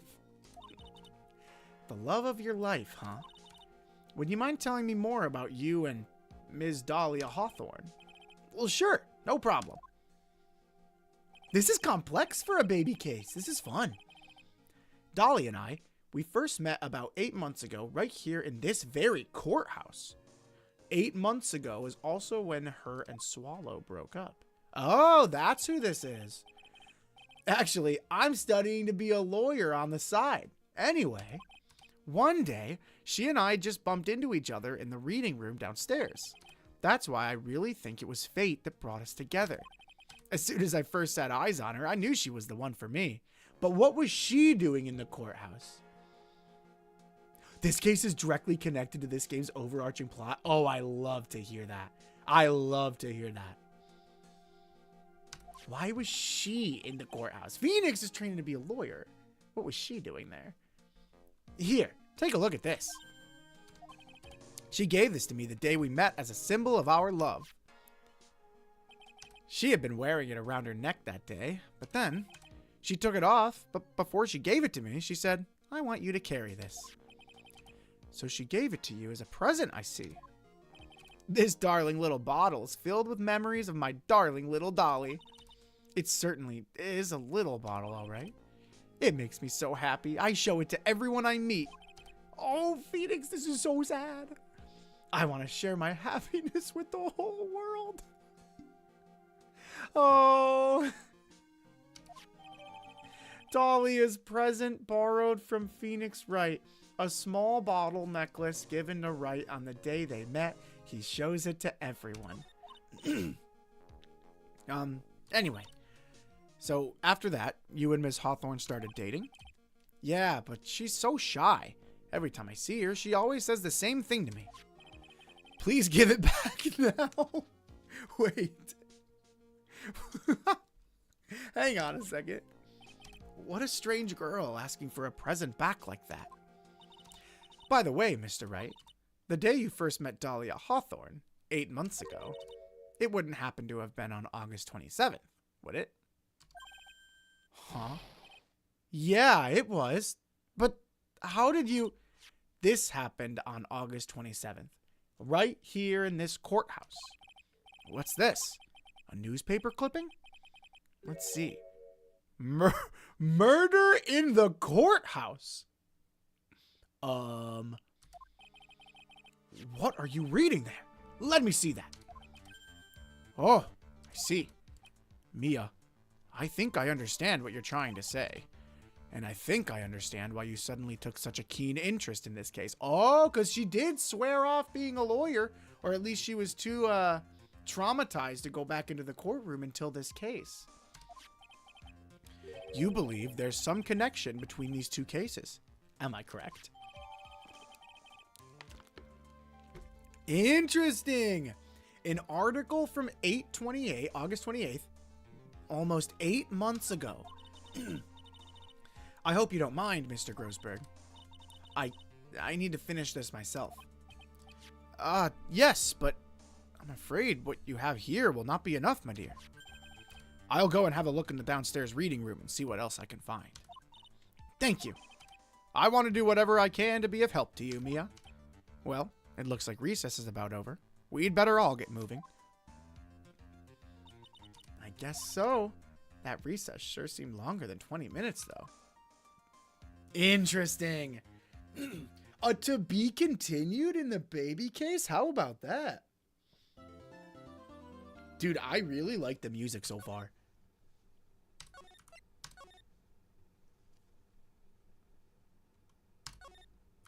Wait, yes. Oh, then we have to go back. April 11th, 12:13 p.m. District Court. We're back in number 2. Court will now reconvene. Mr. Payne, please call your witness. This next person is someone who witnessed the crime as it happened. The prosecution calls Ms. Dahlia Hawthorne to the stand. Wow, she looks very regal. She looks very innocent. What's with this stiff silence? In my long career as a judge, I have been deceived by many witnesses. It's my job to doubt, to take no one at their word. But in your case, I must admit that you radiate a glow of complete sincerity. Oh, come on, Your Honor. At least try to act unbiased. can't believe he actually said that. He said the quiet part out loud. That's crazy. I forgot how long the tutorial case is. I don't mind it, to be honest. I feel like not a lot of people are, you know, playing the game for the first time if they're on the third one. I'm sure it happens, but I like it. Oh, now then, witness, could you please state your full name? Don't worry, sweetie. There's no need to be nervous. If anyone says anything rude, you can be sure I'll cut them right down to size. And I'll bash them with my gavel. Are these two competing for her love? Listen, guys. Her ex-boyfriend's dead. And her current boyfriend is on trial for murder. I don't know if this is a path that you guys want to go down. I love how they look straight at me when they say that. Thank you for calming my nerves. You're all so nice. I almost feel right at home. Not at all. It was nothing. If we may move on now, what is your full name and occupation? My name is Dahlia Hawthorne. I'm a junior in literature at Ivy University. I just want to say, it's an honor for me to be here in your noble presence. Oh, please. I'm not buying it. The honor is all mine. No, the honor is all mine. Can I get a new judge at least? Okay, the years have not changed the man, that's for sure. Well, we know, certainly there has to be some sort of conflict of interest here, right? We know whose milkshake brings all the boys to the yard. I guess we do. Sir, is there something I can help you with? You just go on and say whatever's on your mind. I'm sure that there must be some kind of mistake. Feeny there. That's where you got Feeny from. Feeny wouldn't kill anyone. I just know it. Yes, yes. I can see why you'd say that. You know what? Maybe she does know what she's talking about after all. I never doubted her. She's going to be a tough witness, all right. It only took her 12 seconds to wrap them all around her little finger. Now then, please proceed with your testimony. These old men being kind of creepy? Just a bit. Just a bit. I always spell it with the PH, but for some reason, it's Feeny. Yeah, I feel like the PH kind of makes more sense, huh? I guess in this case, little young Phoenix, you can almost call him Feeny the Weenie, huh? Weenie Hut, he goes to Weenie Hut Juniors. Let's hear about what you witnessed on the day of the incident, if you please. What I witnessed. Oh, I was expecting calm music, but it is not calm music. I had been planning to go back to Feeny's place after class was over. Feeny and Dougie, they were talking behind the building. Then suddenly, Dougie got all wobbly and just collapsed. Well, at least she's not throwing me under the bus. Even if she's a murderer, at least she's not trying to actively frame Phoenix, right? That's when Feeny noticed that I was there. I went to go and find some other students, and they called the authorities. I don't know what to say. According to you, Ms. Hawthorne, the defendant didn't do anything wrong. And that's what I've been saying, Your Honor. I've been saying we just need to wait for this one key witness. Young lady, as old as I am, even I recall how hot the flames of young passion can burn. Nevertheless, it is my job to discover the truth. Please, tell us the truth. But I would never. Hold it! That's more than enough, witness. I won't allow this to continue. What do you mean by that? Please, just let me proceed with my cross-examination, Your Honor. I, for one, don't plan to win my case on a bunch of paper-thin lies. She's so cool! You haven't changed a bit, Mia Fey. Oh! I know where this is going. I know where this is going. I don't know if I should spoil. It's not really spoiling because I don't know for sure, but I think I know where this is going. Should I say? I'm going to say, if you don't want to know, mute for 10 seconds starting now. Okay. I think that she was Mia's client a year ago. She was the defendant, and Mia defended her successfully, but Mia knew that she was guilty, and that's why she wanted to take this case, because she wanted to get her behind bars. Okay, I'm good. Unmute. I said it. Oh, okay. No, that's definitely what it is. Mia Fey. What's this? So you two are acquainted? Oh, I love this. Dude, Mia's so badass. Yes. We've met before. Once. In any case, Ms. Fey, the floor is all yours. It's good to see you again, Madam Fey. Madam? I'm no one's grandma yet, girly. Let's go. Dude, I love Mia. I had been planning to go back to Feeney's place after class was over. Hold it!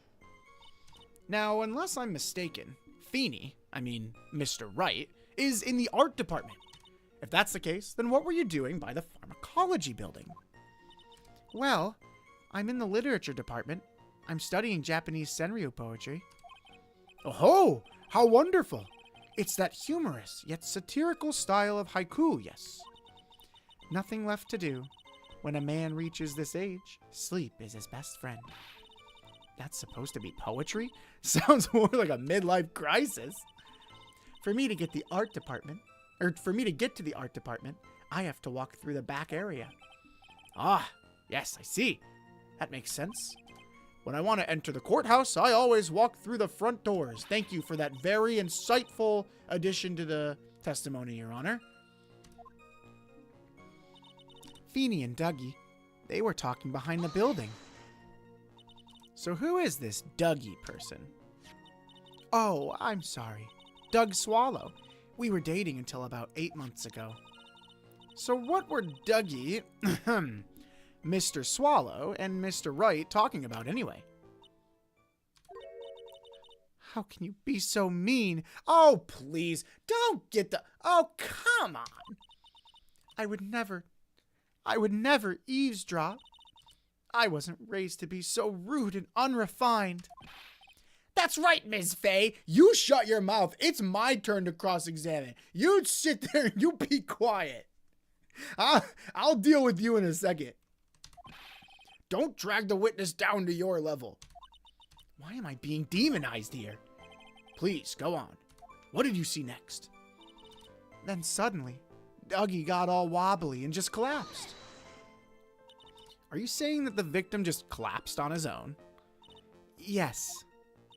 In other words, the defendant never touched the victim. Is that right? I was watching the whole time. Feeney never did a thing to Dougie. If I press her for no good reason, I just know the judge will get angry with me.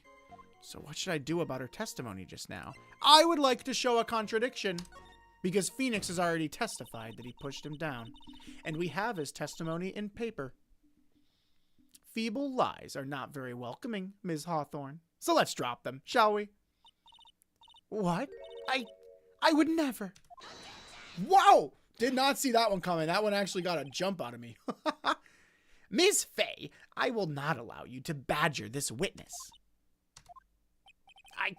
I believe the defense is engaged in a fishing expedition.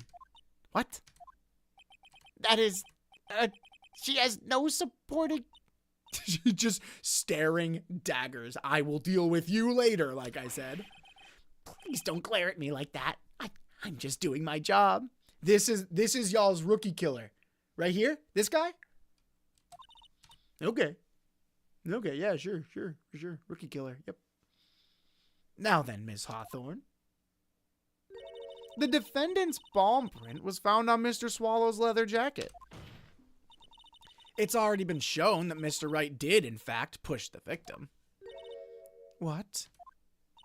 There's no need to try to cover for the defendant. It would be much better if you came out and told us the whole truth.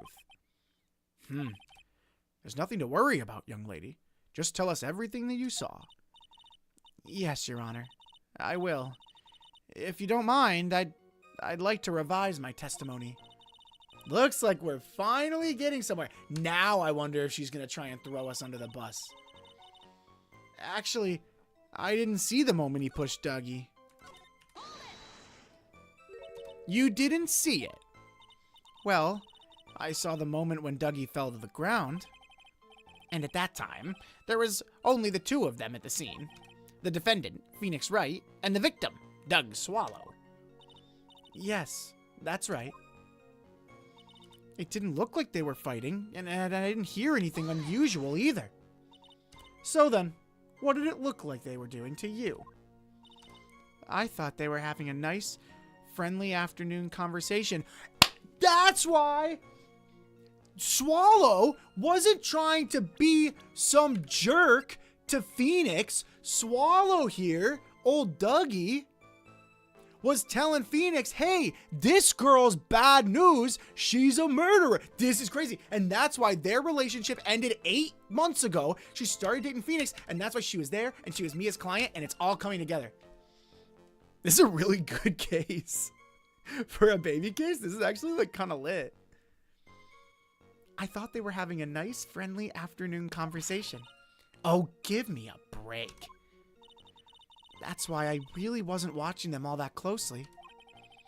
Did you notice anything out of the ordinary at all? No, nothing at all, Mr. Judge. Oh, I like the sound of that, Mr. Judge. I can call you that. Wait, write that down, Mia. Write that down. In 5 years, that's going to be real useful. I went to go and find some other students, and they called the authorities. When you say students, do you mean students from the pharmacology department? Yes, they're all very fond of their drugs. Please try to stay on topic. So to find some pharmacology students, you went to the labs, correct? That's what I was planning to do, but in the end, I wound up not going. A group of about 10 research students came running out of the building entrance. Somehow, they all seemed to know what was going on. The students knew what was going on. No, I need more details there. What did they see? But how could the students have known? Well, I don't know for sure that they knew what had happened. It's just, they all seemed kind of excited about something. Doesn't look like I'm going to get any more info about the students. So did the students call the police? Yes, I was panicked. Yes, well, anyone would have been, my dear. That girl, she's telling a super obvious lie, and she knows it. She's just pretending to protect Mr. Wright. Yes, that's gotta be it. Way to go, Mia. Psych yourself up. That's what I'm talking about. Okay, that means I'm gonna have to dig deep to find the contradiction in this one. Alright, let's see. What was the added testimony? I didn't see the moment he pushed Dougie. We have anything that contradicts that. Crime took place behind an IVU building. The victim's watch stopped at the time of death. The cold killers I still don't have an answer for. The victim fell on top of his umbrella. There was a large sound. Murder in the courthouse. That's probably not going to be relevant yet. Actually, we should read this, though. Very little information is being disclosed at this time since the victim of yesterday's incident in the district courthouse cafeteria is said to have been a lawyer. The victim? Interesting. However, police are questioning the 19-year-old female college student who was sitting with the victim. Okay, that's going to be very useful later. Actually, I didn't see the moment he pushed Dougie. Where would the contradiction be there? Let me press this again. You didn't see it. Well, I saw the moment Dougie fell to the ground. And at that time, there was only the two of them at the scene. The defendant, Phoenix Wright, and the victim, Doug Swallow, yes. It didn't seem like they were fighting. I went to go and find some other students, and they called the authorities. Interesting. Okay.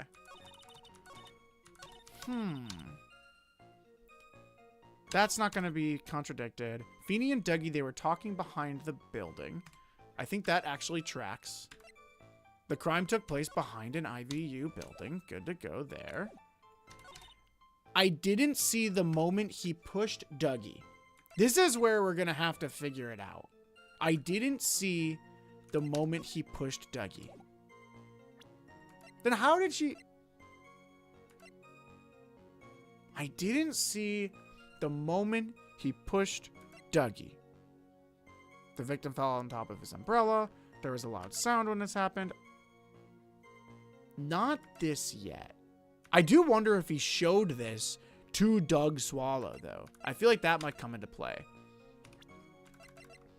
Dated the victim Doug Swallow up until 8 months ago.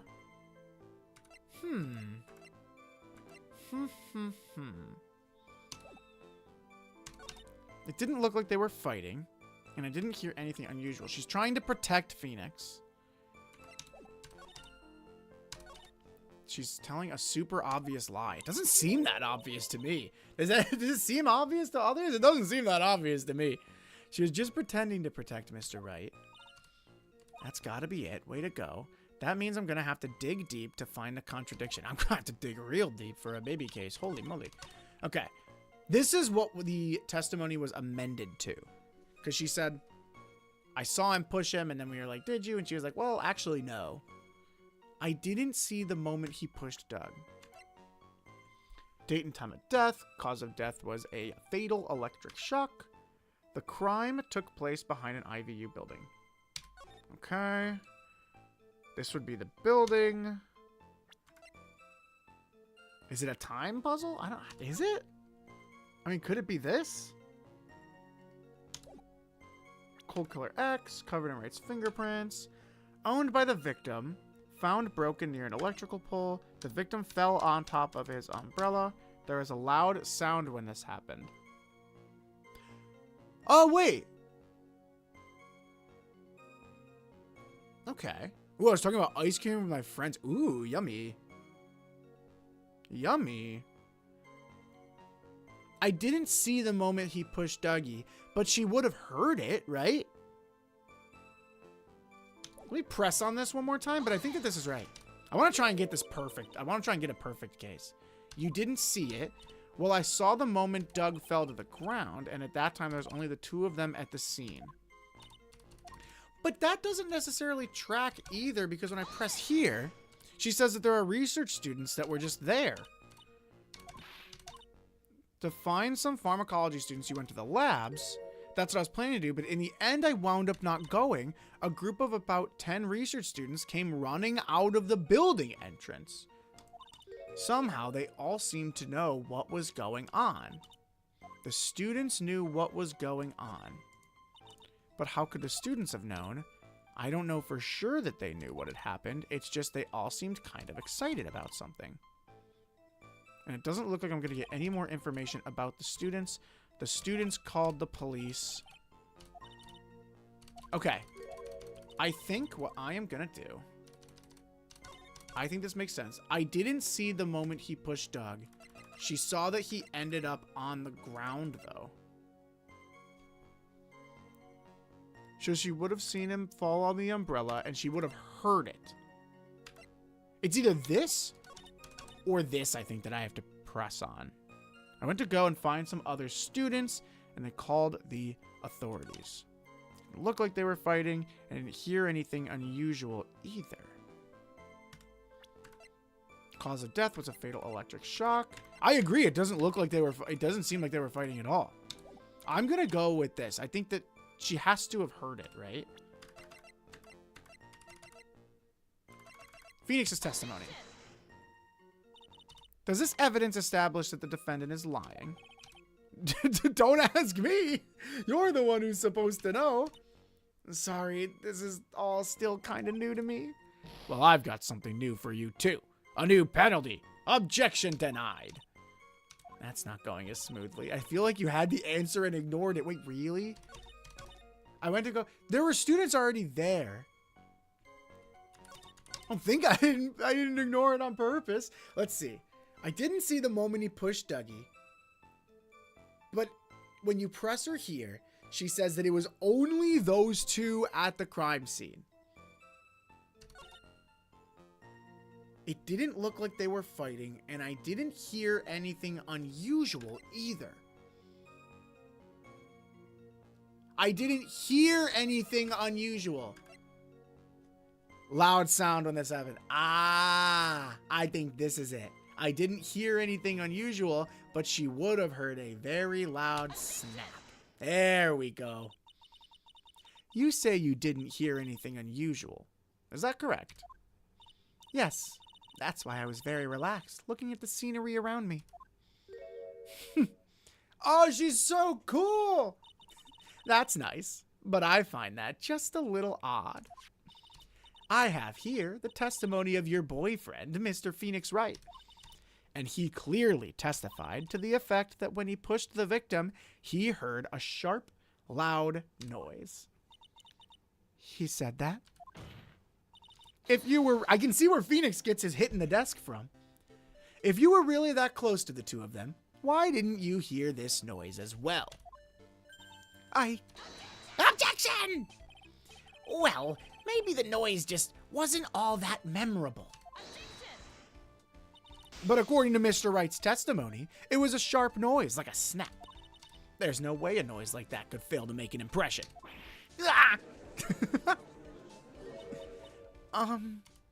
May I have a moment to answer? By all means. I know the reason why I didn't hear the noise. You see, the truth is, I had my headphones on, and I was listening to music at the time.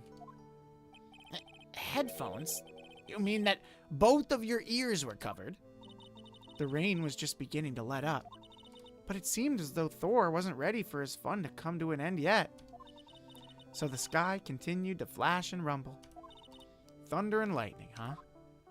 Yes, I'm afraid of the sound of thunder, so I put my headphones on to block it out.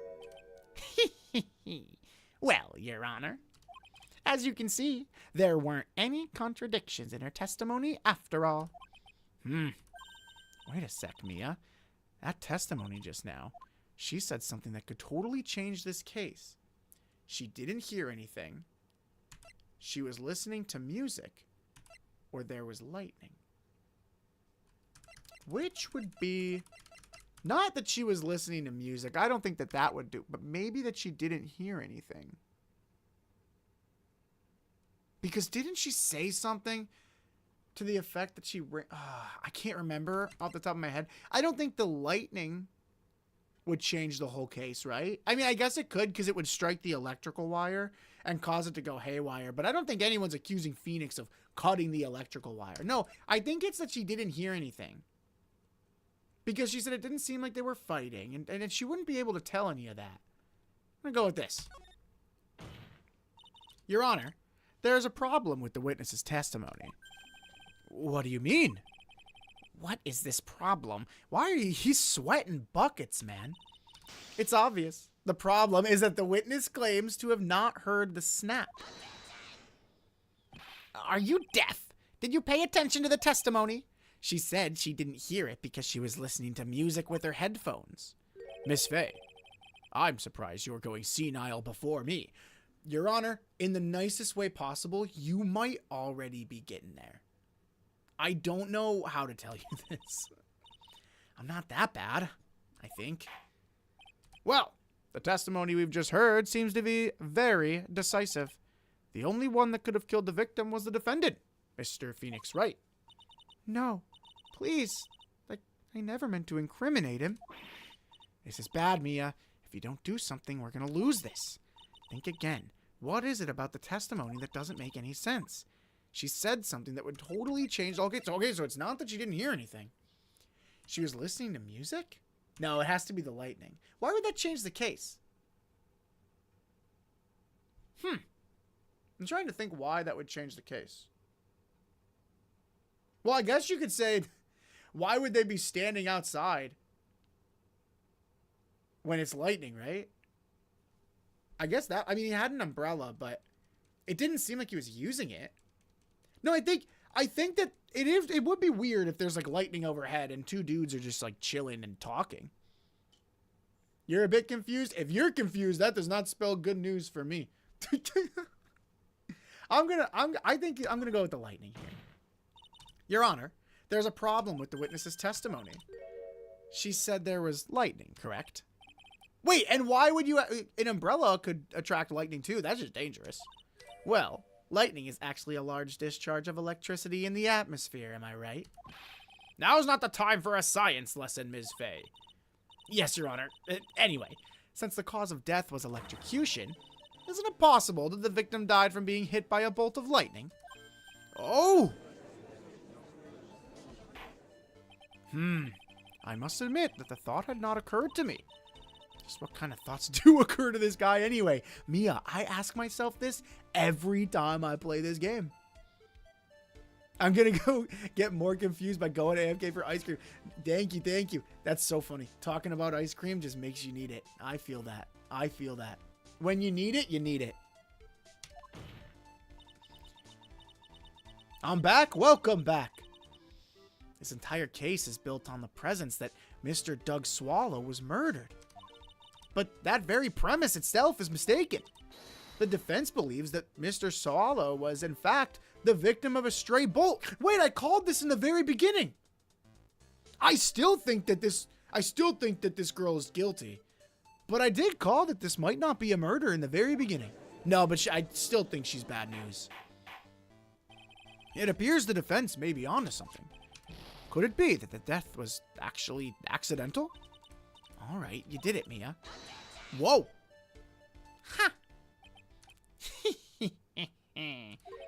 I'm hurt that you have such a low opinion of me, Miss Fay. Oh, Payne, she's not the only one. Huh? I'm not a fool, you know. The prosecution has done its research, Your Honor. We found that there were no lightning strikes on that day at that location. What's more, we have evidence that the electrical cable is definitely linked to this case. Mr. Payne, what is this evidence? This affidavit. And who was this affidavit from? The pharmacology students who were conducting experiments in their labs that day. Allow me to read out to the court the testimony of the pharmacology students. All equipment in the labs lost power all of a sudden at around 3 p.m. that day. Was it a blackout? All of the lab's equipment runs on high voltage, Your Honor. So you're saying the equipment lost power because... Precisely. They lost power because of the severed electrical cable. The power outage occurred at approximately 3 p.m., which fits with the time of death listed in the autopsy report. Exactly. In other words, the victim died as a result of touching the severed electrical cable. But Mr. Payne, I might have to say, hold on there. Because if we assume that the watch stopped working when he was electrocuted, you'll see that he was actually electrocuted around 3:05, not 3 p.m. According to the students, the cables were very old. They were planning on having them replaced in the near future. Apparently, the cables had become so brittle that even the smallest bump would have caused them to break. That's odd. I've never seen Caleb and Hollow in the same room together. How do we know they're separate people? Wait a second. The old power cable broke due to some sort of impact on April 9th at 2:55 p.m.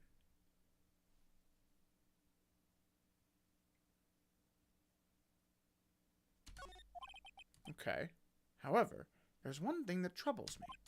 If the cable could have been broken by any small bump, then it wouldn't have been snapped if it hadn't been bumped into, correct?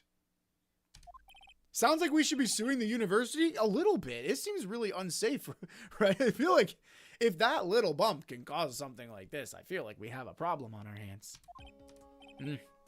Ms. Fay, do you have any thoughts regarding the cause of the severed cable? Your Honor, do I? I don't like how this is looking one bit. I have to come up with something to try to regain the momentum. If it pleases the court, the defense would like to state its opinion. Well then, let's hear it. Who or what was it that caused the cable to break? Who or what? I thought the umbrella hit the line because the umbrella was bent. We learned that the victim fell on top of the umbrella, and that's why the umbrella was bent. Who or what was it that caused the cable to break? Well, we don't have anything that really could break the cable. I mean, I guess if you took the umbrella and swung it like a baseball bat into the pole, maybe. But I think it's a little more intricate than that. This is it. This is why the cable snapped. Well, Your Honor, I believe that the only thing that is snapped is the mind of the defense. Ah, that was one of your best lines yet, Your Honor. That was harsh. Please, Your Honor, give me one more chance. Well then, let's hear it. Who or what was it that caused the cable to break? Well, all right then. Who or what was it that caused the cable to break? Okay, and it's not her. Then who was it? A third-year art student, fourth-year pharmacology. Who or what was it? It could be the umbrella. I mean, who or what caused it? So if Phoenix had knocked him down, but not knocked him into the pole, then what? And it wasn't lightning because there were no lightning strikes. Then what was it that caused the electrical line to snap? Not Dahlia's present. The old power cable broke due to some sort of impact on April 9th at 2:55. So they're saying the impact happened at 2:55 and 5 minutes later is when he was shocked. And Phoenix and him met at 2:55. So between those two, what would have caused it to snap? Who or what was it that caused the victim to break? But if the victim moved the umbrella, it would be free and explain why he was face down. Now, yes. So Phoenix pushed the guy onto his back. However, we do know that he's laying on his front in this photo, which is why I think you could say Phoenix did push him down, yes, onto his back. Someone moved him. Someone moved him. I wonder who. Cause of death was a fatal electric shock. Not many options. No, there's really not. Phoenix or Doug. Who or what was it that caused the cable to break? Would it be Phoenix or would it be Doug? I feel like they wouldn't be saying who if it wasn't a person. It was Payne. It was Payne, and we had to put him on the stand, and then we had to put him behind bars. Who or what was it that caused the cable to break? I'm going to say it was Doug then. I don't think it would have been Phoenix because Phoenix left and then he came back. So there's only one other option. This is why the cable snapped, and they don't like this one either, huh? All right. Give me another chance, Your Honor, please. Who or what was it that caused it? That it has to be Phoenix. Really? It has to. I don't think it could be any of the evidence that we have, except maybe the umbrella.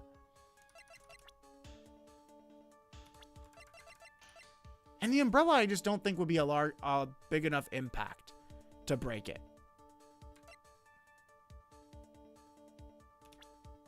The loud snap. No, that one.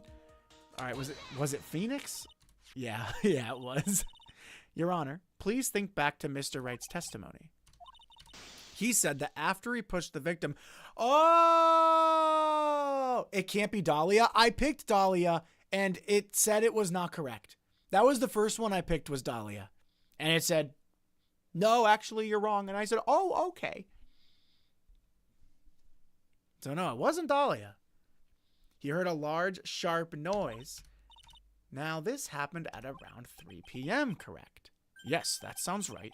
Wait, are you saying that the lab equipment lost power at 2:55?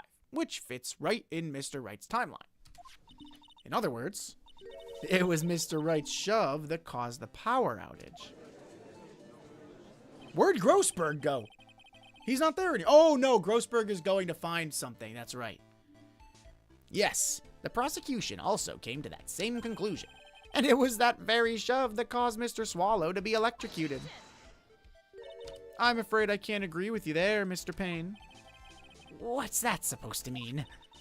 Take a good look at where the victim landed after being shoved. See the umbrella? It's by the electrical pole. That's right. The victim banged into that pole as a result of being pushed. It was that impact that caused the cable to break. Well, that makes sense. And then the victim was electrocuted. No, no, no. I'm sorry, Your Honor. But no, it doesn't make sense at all. If the victim was shoved into the far pole, then he couldn't have been electrocuted by this severed cable in the foreground here. In other words, someone other than my client must have electrocuted the victim. And we also know that it wasn't Phoenix because the watch that was stopped says 3:05. The lamentations of my enemy. How I've longed to hear them. It's true. The defense is absolutely correct. There doesn't seem to be any... Mr. Judge, sir. May I say something? The Madam Attorney's explanation. She said some things that are a little different than I remember them. What the? Please, just once more. May I please testify one last time, Mr. Judge? Of course it's all right. Just go ahead and give your new testimony. This is it. She's finally starting to show her true colors. Pink. What I witnessed part 2. The truth is, Feeney pushed him twice. The first time was into the electrical pole. That's when the cable broke. Then Dougie tried his best to run away from him, but Feeney caught up and crashed into him from behind. The cable snapping, and Dougie being electrocuted. It all occurred in less than a minute. Now she's gonna frame me! She wasn't gonna frame me before, but because things are looking a little sketchy for her, she's like, oh, Your Honor, actually I did see him do it. So after being shoved, the victim got up and tried to run away. And that is when the defendant pushed him for the second time. I'm so sorry, Feeney, but I just have to tell the truth. Am I doing the right thing? Am I, Mr. Judge? Of course you are, my dear. As painful as it may seem, you are. You are so gullible. All of you are gullible. Am I the only one who sees through this? Now then, Miss Fay, you may proceed with your cross-examination. Gladly. Ba-dum. The truth is, Feeney pushed him twice. Ms. Hawthorne, previously in your testimony, you said the following. Actually, I didn't see the moment he pushed Dougie. I know, I'm sorry. I wanted to protect Feeney. So that's why you basically lied to the court? I was a bad girl, I know. Mr. Judge. Yes? Would you please forgive little old me? Oh my gosh. Of course he won't. What you did is perjury, and he's fine with it. He's cool with perjury. Okay. I'm fighting an uphill battle here, aren't I? We'll forget it this time. Don't say we. You'll forget it. You'll forget it this time. I won't forget it. But please be more careful from now on, all right? Oh, thank you so much, Mr. Judge. Oh my gosh. She's playing everyone like a fiddle. I don't care how pretty she is. Everyone has to close their eyes for the rest of the court case. I wouldn't be surprised if Mia crashed out on the judge. Honestly, I feel like Mia might be one of the only people who can put the judge in his place, along with Von Karma. The judge and Edgeworth. The judge had better be more careful himself. A dark alley is friendlier than that girl. The first time was into the electrical pole. Oh, I got an award for that. Press Dahlia's claim that Phoenix pushed him twice. Huh. The first time was into the electrical pole. That's when the cable broke. You're saying you actually saw the victim get pushed into the electrical pole? I know he doesn't look it, but Feeny can be a bit of an imp when he wants to be. Oh, really? But I never imagined he would cause an electrical cable to break. I mean, it seems like a pretty flimsy one. Feeny really is scary when he gets mad. Oh, please. Phoenix is actually like the most kind-hearted dude. Oh, my barf in my mouth, bro. Yes, he sounds like a very dangerous individual indeed. It's all coming together why the judge doesn't like Phoenix Wright in a couple years, huh? It's all coming together. Then Dougie tried his best to run away from him. So let me get this straight. You were happily listening to music on your headphones while you watched this entire scene unfold. What? No, my turn, not your turn. You had your turn. Miss Faye, I'll have to ask you to stop badgering the witness. I wasn't happy. I was so scared that I couldn't even move. All I could do was stand there and cheer them on. Go, Feeny! Get his ass! Cheer them on? What do you mean by that?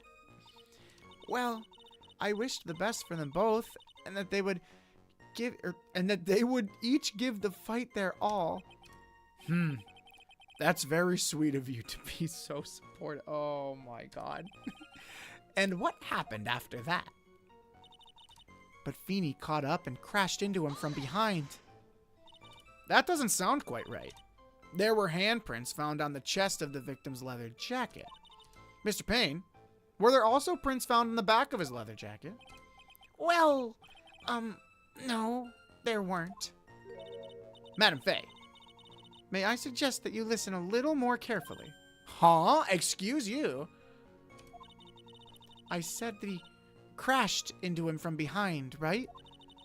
My Feeny wouldn't leave any prints behind in that case, would he? Stop calling him your Feeny when you're trying to frame him for your murder. I demand a new judge. Caleb, I've been demanding a new judge since we started this game. I don't think it's gonna happen. Unfortunately, I think we're stuck with him. The cable snapping, Dougie being electrocuted, it all occurred in less than a minute. I see the contradiction. Did you actually witness the moment the victim was electrocuted? I'm sorry. I didn't actually see it. I turned my eyes away. That's understandable. Yes, indeed. It would have been a horrific sight for anyone to behold. If I don't figure out the contradiction here, it's all over. She didn't have much time to come up with her lie, so this is my best chance. There must be a hole in her testimony somewhere. Think, Mia. And I've found it. The cable snapping and Dougie being electrocuted. It all occurred in less than a minute, did it? Interesting. Because we have here that the power cable broke due to some sort of impact at 2:55. The man died at 3, and his watch reads 3:05. That all seems like less than a minute to me. Or more than a minute, I should say.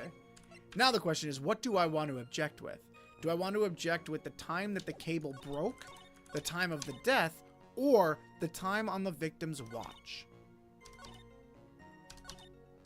I'm going to go, I think it makes the most sense to object with the time that the power cable broke. The old power cable broke due to some sort of impact at 2:55. Which we know the time of death is 3 o'clock. And we got her. Dead to rights. That's enough, witness. I'm afraid I don't understand. Oh, well, don't worry, Dahlia. You're about to. You will in a minute. Could you please take a look at this picture? Oh, that medicine. That's the one Feeny likes to take for his cold. It's not the medicine that I want you to look at. It's the wristwatch. It stopped at the precise time the victim was electrocuted. In other words, 3:05 p.m. Yes, and your point is, Ms. Fay? My point is this. What time was it when the lab suffered that power outage due to the cable snapping? Well, according to the student's testimony, the answer is clear. 2:55 p.m. Would you care to explain to the court, Ms. Dahlia Hawthorne, what exactly happened during this 10-minute interval? The defense proposes that it was during this interval that the real murderer killed Mr. Doug Swallow. Order! Order in the court! This is nonsense. The real murderer? Even you can't deny that the time between the cable breaking and the electrocution are completely unaccounted for. Then who was it? Who else are you saying could have done it? Oh, she's so cool! The only one person who could have murdered Mr. Swallow. Only after my client had left the scene was there a window of opportunity for the real killer. Miss Fay, is the defense ready to indict someone as this real killer? Yes, I am, Your Honor. It's finally time. This is the moment I've been waiting for. Yes, Your Honor, we are ready. Very well, but remember, if you accuse the wrong person, you will be penalized. Think very carefully before you speak, Ms. Fay. Now then, let's have it. Who is the real killer? Your Honor, I would like you to take a look at this. It could only have been you, Dahlia Hawthorne. What? How can you? The defense is grasping at straws. 10 minutes passed between the time the cable broke and the time of the electrocution. What exactly were you doing that whole time, Ms. Hawthorne? Were you really listening to some music while cheering them both on as they fought? I find it hard to believe you didn't lift a finger to stop the men dearest to you. Ba-da-da-dum-bum-bum. Ba-da-da-dum-bum-bum. Order, Ms. Fay. What I mean, why, Ms. Hawthorne, I believe you did witness the two men fighting on that day. However, after Mr. Wright pushed the victim and subsequently left the scene, it was you who pushed Mr. Swallow to his death by your very own hands. Ah! How can you say something so mean, Madam Fay? I didn't do anything. Ms. Fay, this is a serious charge.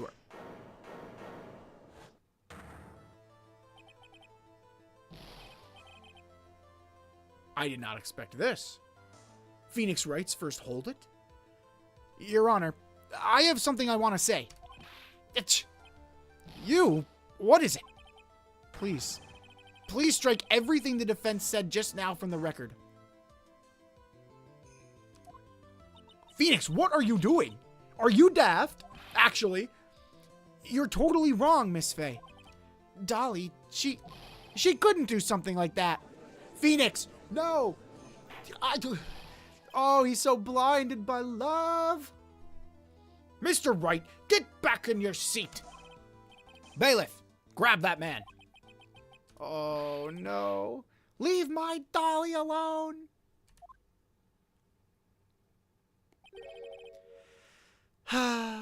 That boy. He's gotten himself in way over his head. Welcome back, Grossberg. Press, I forgot if I asked you this already, but do you play Minecraft? I don't play Minecraft. I have before. I'm not very good at those sandbox games. It's not that I'm opposed to it. I never learned how to play them. There's just so much. It seems so complicated. But I would like to play like Pixelmon at some point. I think I would enjoy that. He's gotten himself in way over his head.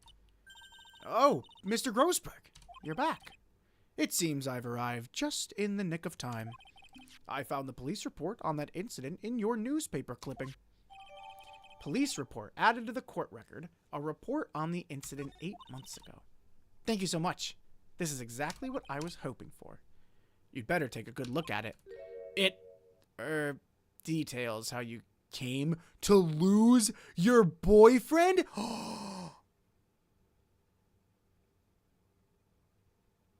No. Did she have to defend Dahlia in the murder of her boyfriend? No way.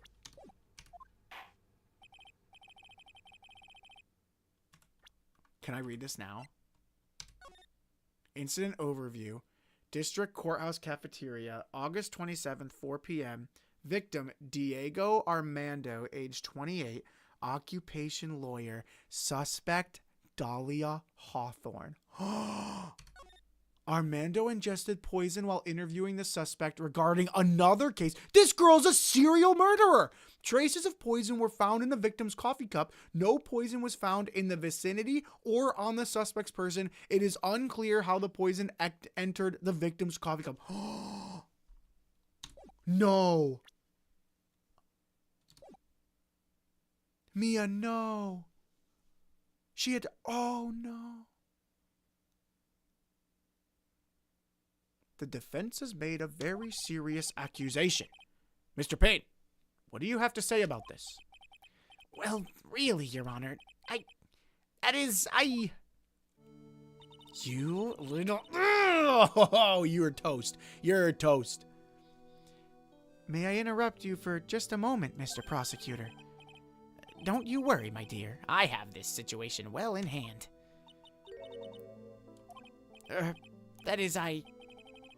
Go right ahead. Madam Faye, are you seriously accusing me of killing my sweet Dougie?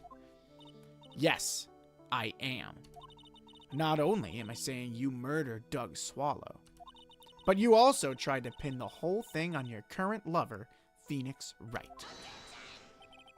I told you that you should let me handle this. Sorry, please go ahead. How can you say that?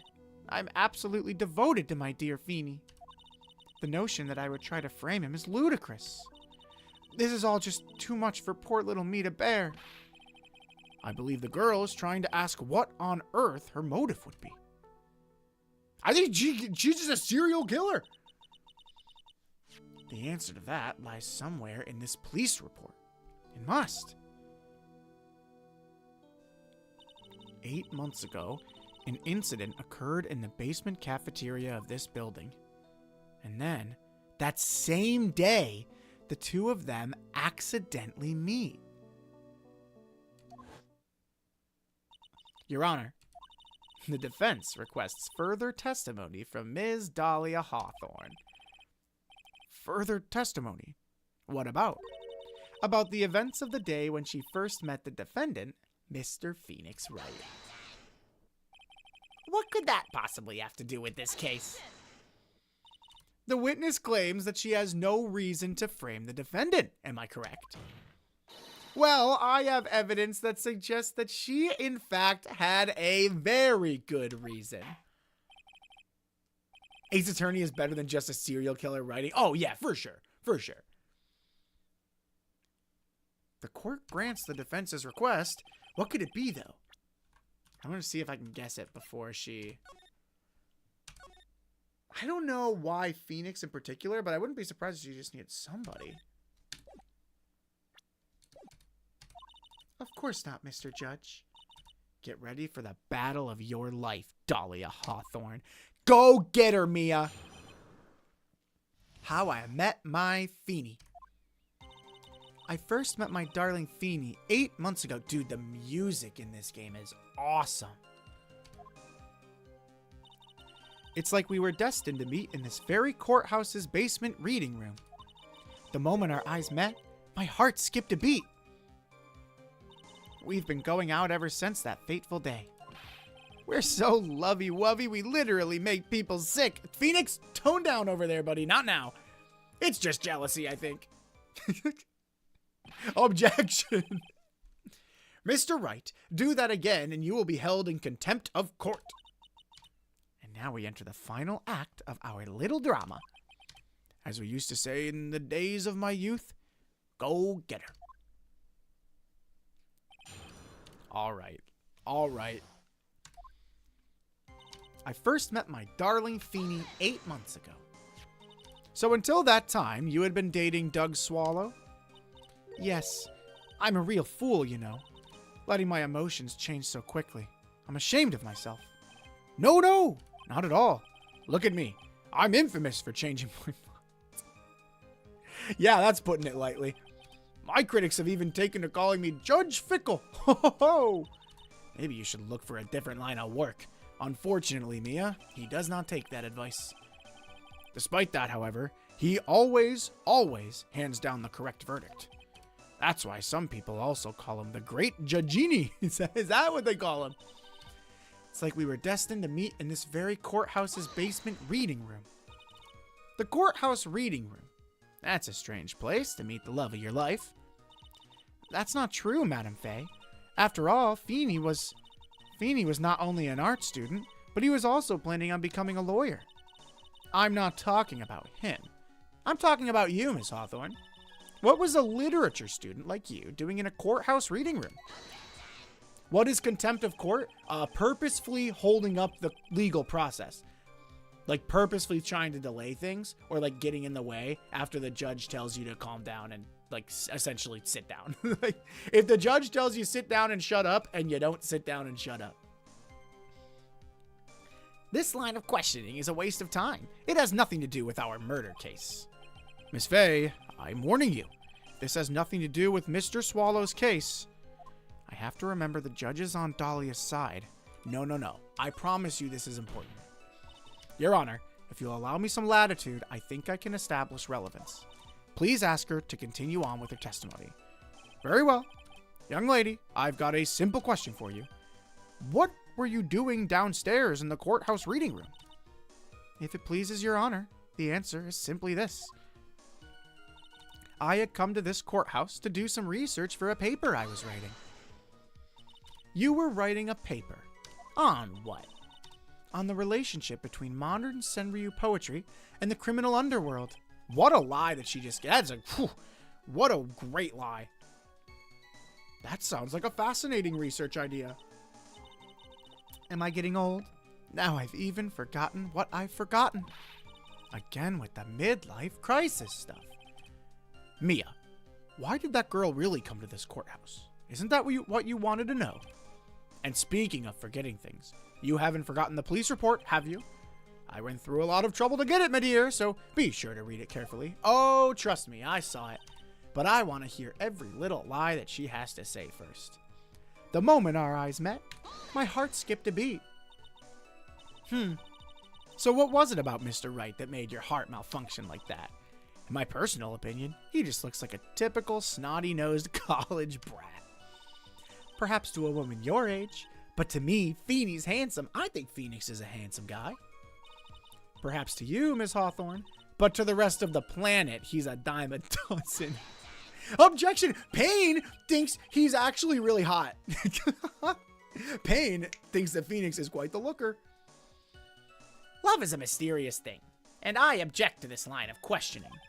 If you were to look at my wife, for example, you might all be... You have a wife? Well then, I am letting her know about how you're behaving in the courtroom with a certain woman on the witness stand, Mr. Payne. I don't think she would be very proud of you. I don't think she'd be very happy to hear it. Phoenix cute? I think Phoenix is a good-looking guy. Look at this guy. Look at this guy. You think Payne's lying? I could see it. He's telling the truth. It was truly shocking. Beautiful mushroom growing tall in the darkness. It comes from cow dung. That's the poem that best describes how I feel about my Feeny. We've been going out ever since that fateful day. Payne's wife took his hair in the divorce. Oh, that's so funny. Do you think Payne represented himself in the divorce? I hope for his sake he didn't. His track record's not great. Were there any bad feelings between you and Mr. Swallow? No, none at all. We parted on very good terms. But that can't be. What, Payne? Our investigation also shows that it was a clean breakup. No one asked. Huh. Are you sure? Yes, it seems that they both wanted it that way. So the victim wanted to break up with her. So you're saying that Mr. Swallow also wanted to cut ties with you? Well, you see... What, bro? What a cruel thing to ask a lovely young lady like this. It's court, Payne. Sorry. By the way, I have never once considered leaving my wife. Weird thing to add in there, buddy. Auntie's like, I've never once thought about leaving my wife until today. No one cares, Mr. Payne.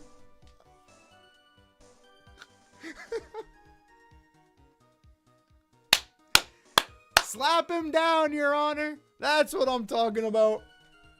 It's about time someone put him in his place. You gained some major respect points for me. She didn't deny it. That must mean Doug Swallow must have seen through her little act. He must have gotten a glimpse of her true nature. Listen to me, Mia. That woman has the judge in the palm of her hand, you see. So the only way to discredit her is to find a contradiction in her testimony. I had come to this courthouse to do some research for a paper I was writing. Is that true? Because to me, it kind of seems like you came to the courthouse because you were a suspect, Ms. Dahlia Hawthorne. This case bangs. Ms. Hawthorne, you weren't here because of your research paper, were you? Didn't you actually come here for a much more important reason? What is the meaning of that cocky smile on your face, Ms. Fay?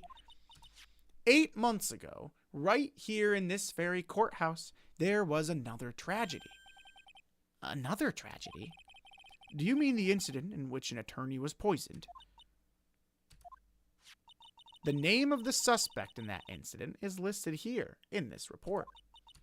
And that name is Dahlia Hawthorne. Ba-dum. Yes, the sweetie pie of everyone's eye, Ms. Dahlia Hawthorne. She was the prime suspect in a criminal case just 8 months ago. Oh, and Doug Swallow had some evidence that would have incriminated her. That's why she took care of him. Order! This is unbelievable. Miss Fay, that's not fair. You can't slander my witness. I, Winston Payne, will not stand for it. Mr. Prosecutor, I believe I was speaking. She said, dude, you have got to stop mansplaining everything. It's true that about 8 months ago, the police expressed some interest in me. Expressed some interest, huh? Mr. Judge, sir, I know I'm under oath, so I'll tell you the absolute truth. I did not commit the crime that occurred during that incident 8 months ago. I see. Okay, I've tied the two crimes together. Now I've just got to stay on the offensive. Well done, Mia. Oh, you've really lit a fire in my heart and my buttocks. I can hardly tell which is more inflamed, my spirit or my hemorrhoids. The poisoning. I met the lawyer who was poisoned to discuss something in the cafeteria that day. I left my seat for just a moment, and that's when it happened. From what I heard, it was a liquid poison that's lethal at just 2 teaspoons. Not only that, I heard it was a very special kind of poison. So you see, I'm innocent. I wouldn't even know where to get a poison like that. So that's what happened here 8 months ago. However, as you've heard from the witness's testimony, she had nothing to do with it. I think the defense is just about out of tricks. I'm terribly sorry, Mr. Payne, but I'm afraid the defense has many more tricks up its sleeve today.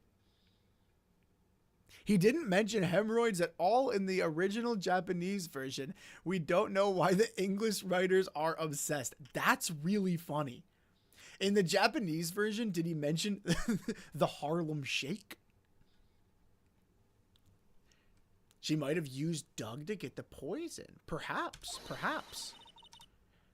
And I'll be sure to show them to you before the end of this cross-examination. What the? Why does the defense suddenly feel stronger? Aha! Mia, you're glowing with a true lawyer's aura. She's aura farming. That proud posture and self-confidence, absolutely smashing. All right, let's pick it apart, shall we? I met the lawyer who was poisoned to discuss something in the cafeteria that day. What were you talking about with the defense attorney? Well, I'm sorry, but that's confidential. According to the report, you were being interviewed regarding another case.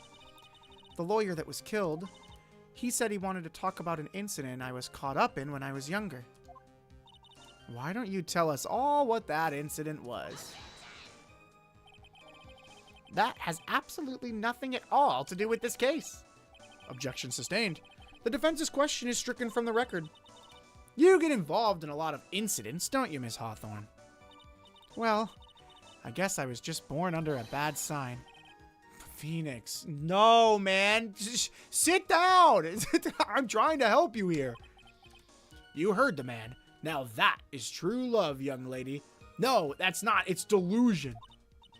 Oh, Feeny, please. Those two really are making me ill, albeit for decidedly different reasons. I'm certain he didn't describe Diego as her boyfriend in the original. Wait, sorry, Diego. Who was Diego? Oh, Diego, Mia's boyfriend. But, okay, didn't describe her. So you're saying in the original they might have just been co-workers, huh? Interesting. I left my seat for just a moment, and that's when it happened.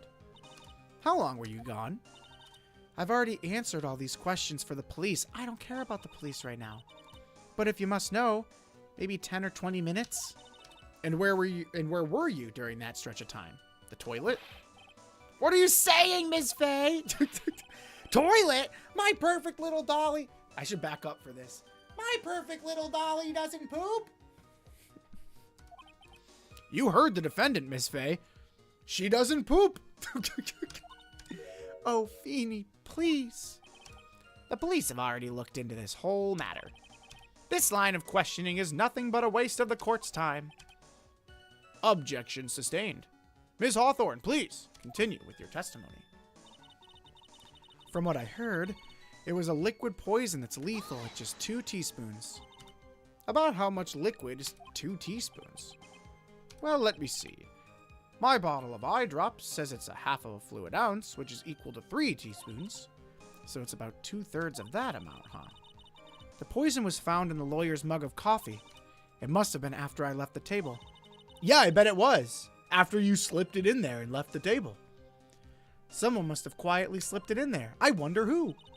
Not only that, I heard it was a very special kind of poison. A special kind? How so? Well, I heard it's almost impossible to detect. Oh, and where would someone get something like that from? I'm sorry. All I know is what I overheard the policemen saying. They said something about using advanced chemical processes to purify it. Chemical processes? Well, that's quite impressive. Most impressive. The better question is, how did the criminal get something like that? So you see, I'm innocent. I wouldn't even know where to get a poison like that. And that's the reason they didn't arrest you. Because no one could show how you could have gotten the poison? I think that's a good enough reason, Madam Faye. She's right. And I think we've all had enough of Ms. Faye's questions. Well, I've had enough of you. So in essence, the main reason Ms. Hawthorne was never arrested for this crime was because no one could show how she could have obtained the poison. Then all we have to do is find a way to establish how she could have gotten some, right? Great. Now just how did a literature student get a hold of poison of all things? I met the lawyer who was poisoned to discuss something in the Do we know what Doug's reputation was? Pharmacology! You were right, I think, Caleb. I think you were right. Doug found out that she had swiped something from him to poison. That's why he went to warn Phoenix about Dahlia. He's like, this girl is bad news.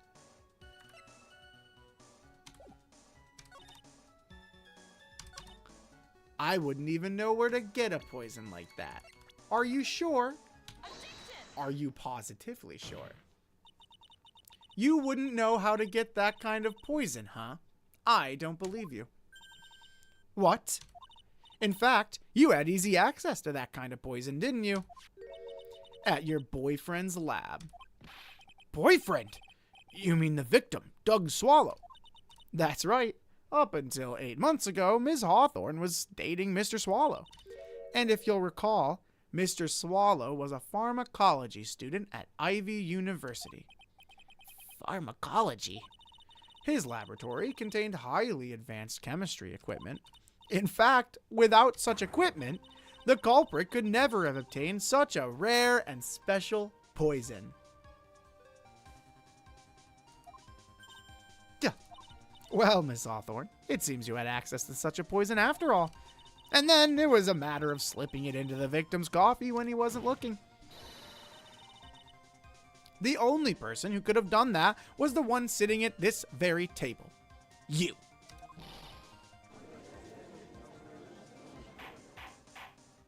Order! Order! Could it be? That's nothing but a... May I say something, Madam Fay? What is it, Ms. Hawthorne? The amount of poison in the coffee was 2 teaspoons, correct? In order to carry that much liquid, you would need some kind of container. She gave it to Phoenix, and then she kept asking for it back. Well, yes, that's true. I was searched immediately after the incident took place. Quite true. In fact, the entire courthouse was turned upside down. But they didn't find a suspicious container anywhere, did they? She's right. They even mentioned that in the report. Well, you could have easily gotten rid of something that small. Excuse me, madam, but this is a court of law. If you're saying I threw the poison container away, I think you need to show some kind of proof. Proof? Me? No. She got me good with that. Provide some evidence, or I'll have to disallow this line of questioning, Ms. Fay. Unless we can come up with some evidence, we're going to lose this lead. The police conducted a full body search of Dahlia and of the entire courthouse, and yet the container holding the poison disappeared right after the crime occurred. If you're going to accuse the young lady of committing the murder, then where is the container the poison was carried in? What happened to it? Well, Your Honor, she gave it to her new boyfriend. You were forced to get rid of the container in a hurry, weren't you? And that's why you passed it on to someone that had nothing to do with the case. Someone that you knew wouldn't be searched. Who is this person? Mr. Phoenix Wright, of course. So the defendant was this witness's accomplice? Of course not. She gave the poison to him, disguised as a present. What? But that's... That's a charming little necklace. Is this a little bottle? It's quite cute. So what about it? What does this mean, Ms. Fay? The day that the witness met and fell for Mr. Phoenix Wright was 8 months ago, August 27th, the very same day as the poisoning incident. Under the pretense of love, the witness gave my client a present. All for the purpose of hiding the one piece of evidence that would give her away. Ba-doom! Are you saying there's a deadly poison in here? No, there's no longer any poison in that bottle. However, I'm certain if the crime lab were to analyze it, they would find a trace amount. Oh, we got her! Is she gonna do a 180? A personality 180? I love personality 180s. You're not going to believe what's about to happen. Oh, God.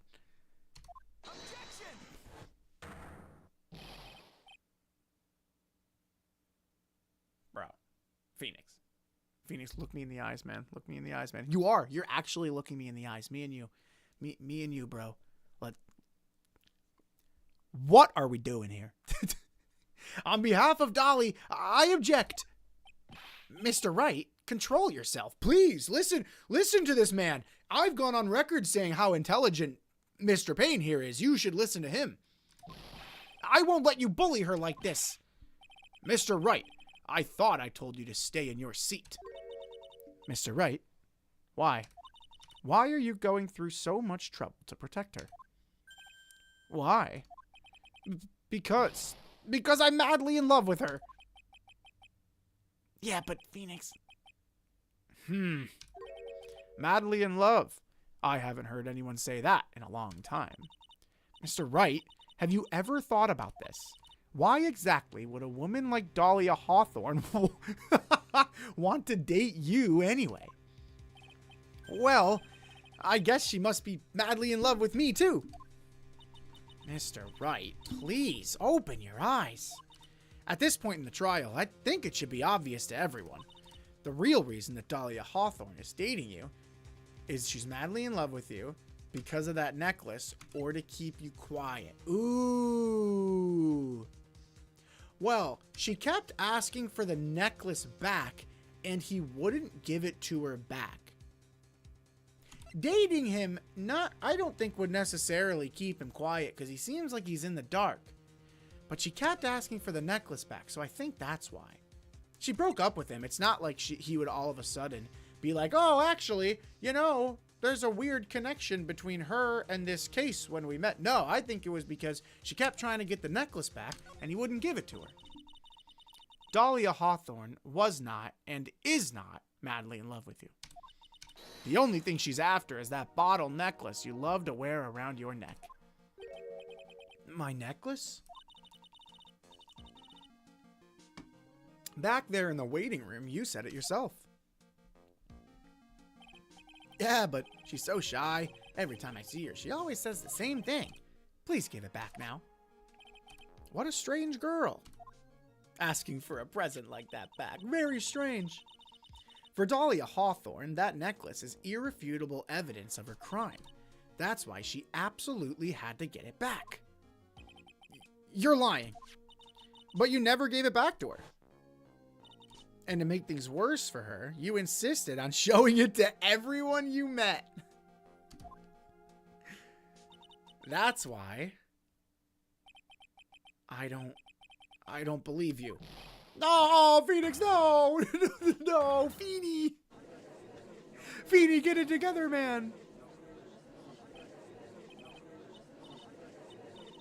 The defendant's getting away! Phoenix, no! Phoenix! Did he just make a run for it? Mia, are you alright? Yes, I think so. That boy, he went completely insane. Is he on the run? Where's Mr. Wright? It looks like the bailiff caught him, so he should be back soon enough. You little... Thank goodness. Oh no. What is it? The bottle necklace. Ms. Hawthorne's present. It's gone. Phoenix! Mr. Wright must have grabbed it when he slammed into me. Foolish boy. That's the only thing that could have saved him. What in blazes are we supposed to do now?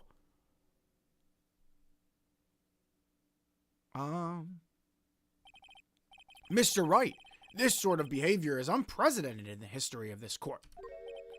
I'm sorry. I'm afraid that your apology is not enough. Mr. Wright, what did you do with the bottle necklace? Forgive me. I'm sorry. Phoenix, what did you do with the necklace? Just give it back.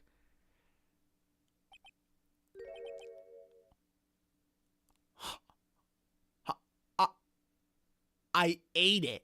You...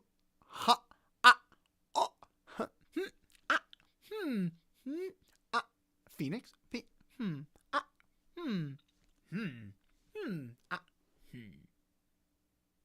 You what? You what now? You did... You did what? You ate it.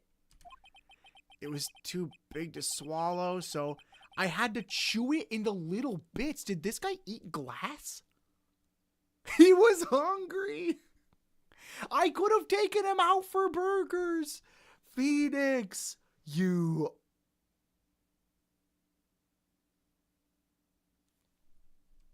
Oh, no. Ah! What the...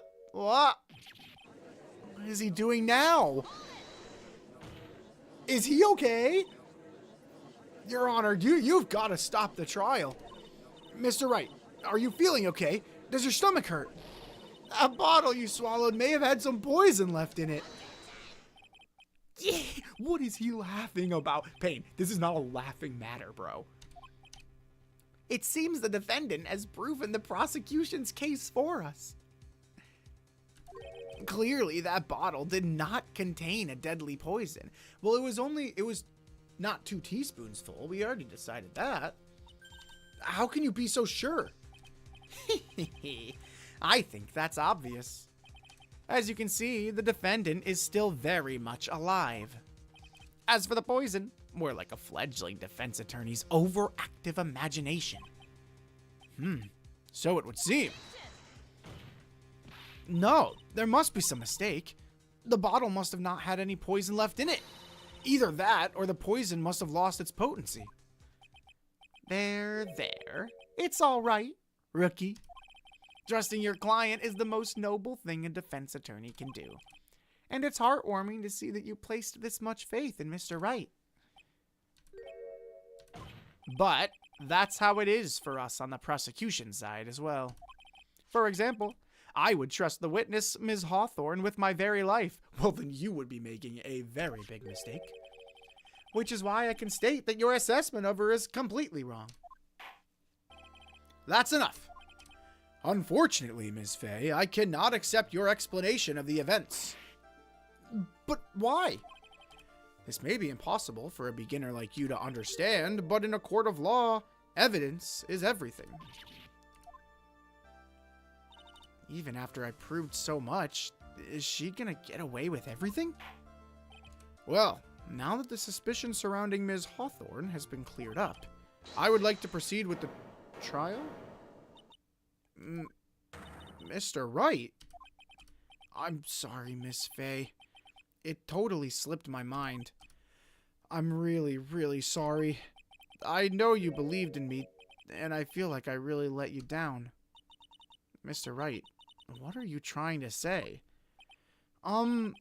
There's something I forgot to tell you.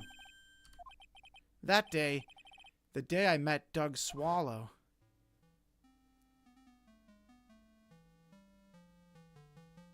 That girl, you shouldn't see her anymore. It's none of your business. I'm telling you, for your sake, if you can see her, if you continue to see her, it's going to be bad news. Just listen to me. There's something you need to know about that girl. Last night, someone stole some poison from our lab. Poison? The same thing happened 8 months ago. A drug sample was stolen. She came to the lab that time, too. It could only have been her. That girl's a thief. Was she gonna poison Phoenix to get the necklace back, maybe? Stop it. And then he pushed him. Don't talk about her like that.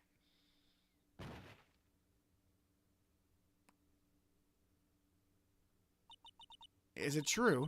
Did he really say that? That's ridiculous. There's one more thing. After I pushed him that day, I got worried and came back to have a look. And she was there. Dolly was there. He was covering for her this whole time. Are you kidding me, Phoenix? When I get my hands on you. She was crouched down next to him. What? She told me not to ever tell anyone about it, but I'm sorry, Dolly. Your Honor, this is the defendant. He's... Miss Fay, you tell him. Dolly didn't do it. She's innocent. So Dahlia stole poison 8 months ago too, huh? If you put that together with Mr. Wright's testimony, then there's only one possible conclusion. The defense believes that Ms. Dahlia Hawthorne stole some poison on the night before she killed Doug Swallow. The night before. Naturally, her motive for stealing it was to kill someone. Miss Fay, I think she was going to kill Phoenix and take the necklace back.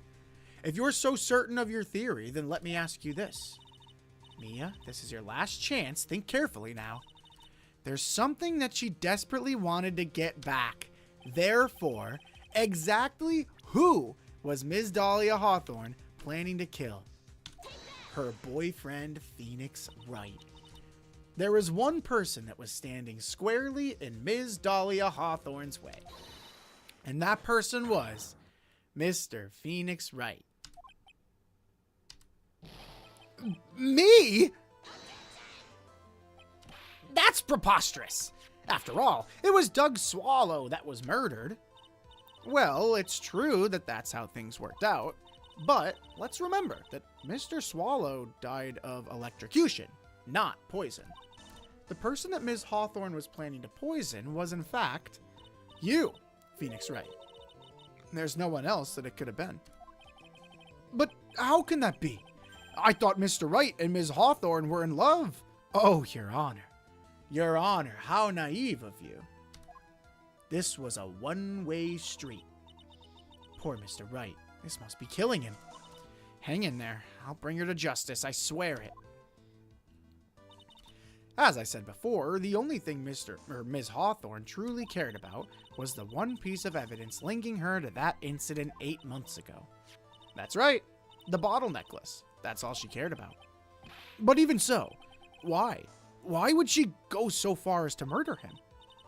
8 months ago, just after the fall of that attorney in the basement cafeteria, Dahlia Hawthorne could think of only one thing: how to get rid of the bottle necklace as quickly as possible. No, it can't be. It was a pretty good move she made, too. The evidence was missing for a long time. There was just one big problem: she couldn't get the evidence back. Although she got him to hide the evidence, Mr. Wright refused to return it to her. To him, the tiny little bottle was a cherished treasure. He even showed it to everyone he met. You mean that's why she tried to kill Mr. Wright? Correct, Your Honor. It was to retrieve that piece of evidence. That can't be true. Oh, Phoenix, you naive soul. Feeny, what a joke you are. Personality 180, personality 180. Let's go! Honestly, how can any woman ever count on you for anything? Don't talk to him like that.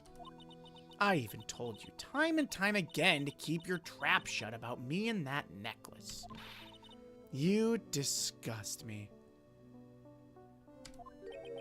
Ms. Hawthorne, it appears that we are nearing the end of this trial. Fine. I can tell you plan on making me into a criminal no matter what I say.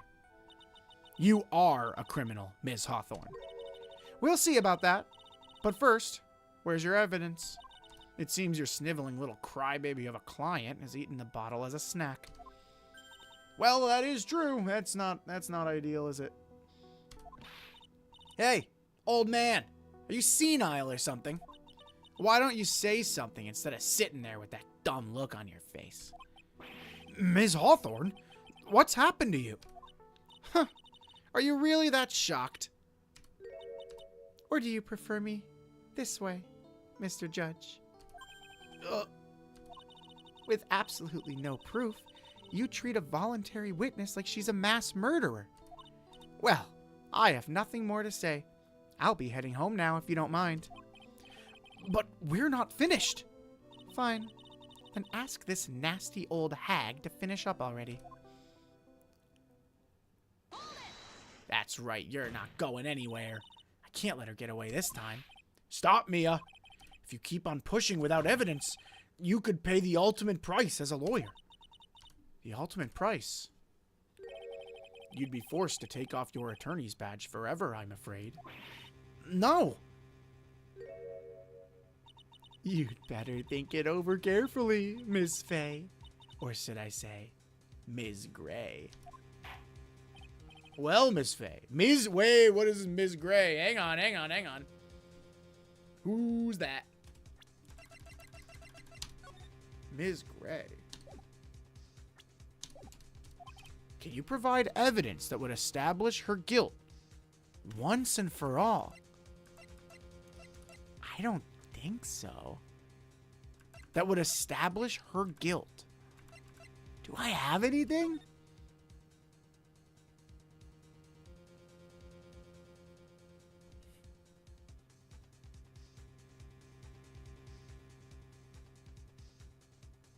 I don't know. It's a play on words like Mr. Wrong.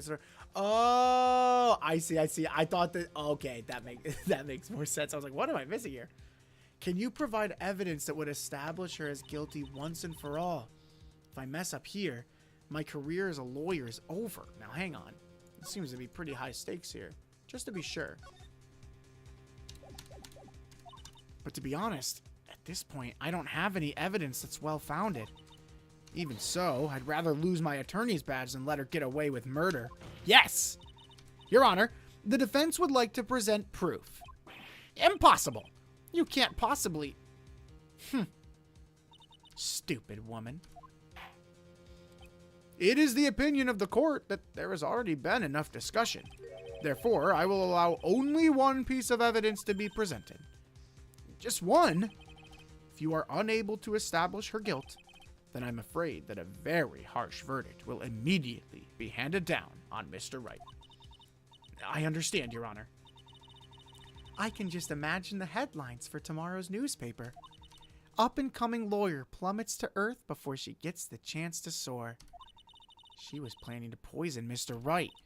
If that's the case, then the poison was probably in there. Well then, Miss Fay, please present your evidence. Show to this court irrefutable proof that Ms. Hawthorne was planning to poison Mr. Wright. Where would she have put the poison? Could she have put it in the cold killer? That's the only thing that he would have ingested, correct? And it was Phoenix's.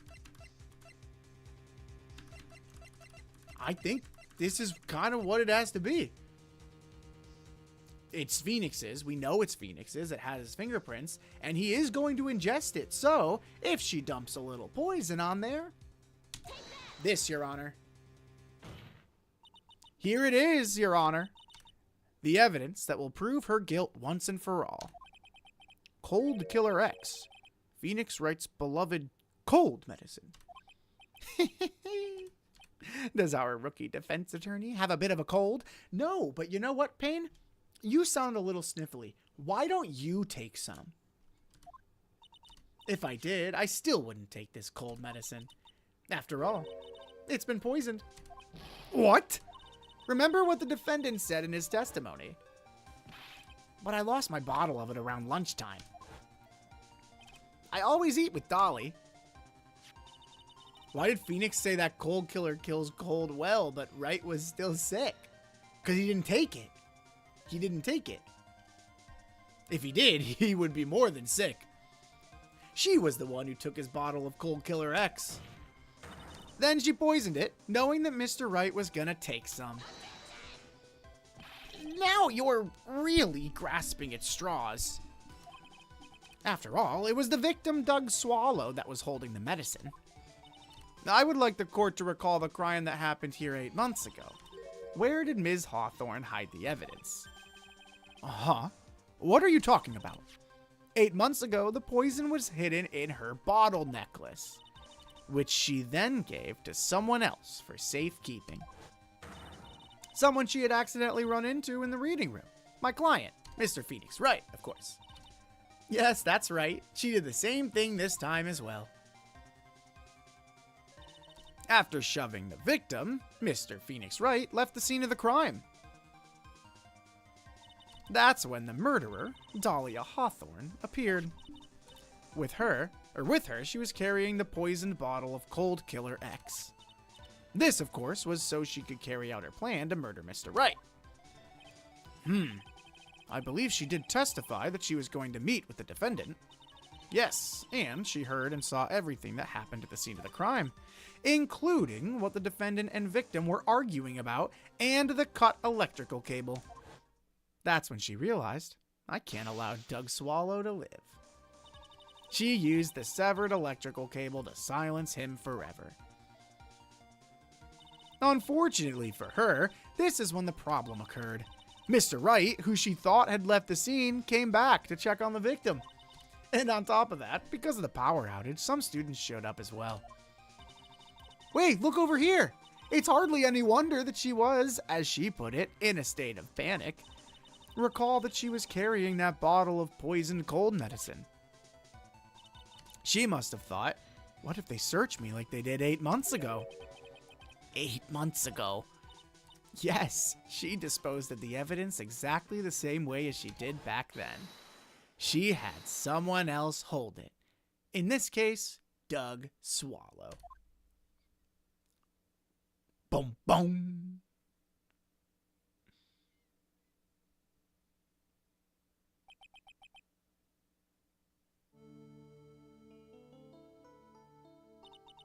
Oh, come on now, everyone.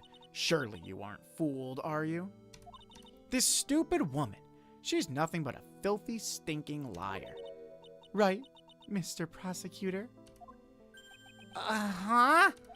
Yes, that's exactly right. It's just pure desperation. I wonder which one of us is the desperate one. So, Miss Hawthorne, this cold medicine, I wonder if you wouldn't mind taking some. That's such a power move. That is such a power move. Well, Mr. Wright ate that necklace of yours, right? Now it's your turn to prove your innocence. What do you say? If I'm just a filthy, stinking liar, then there's no need to worry. So come on, show us. I dare you to take some of this medicine right now. That's so hard. Mia Fey. Do you think you've won?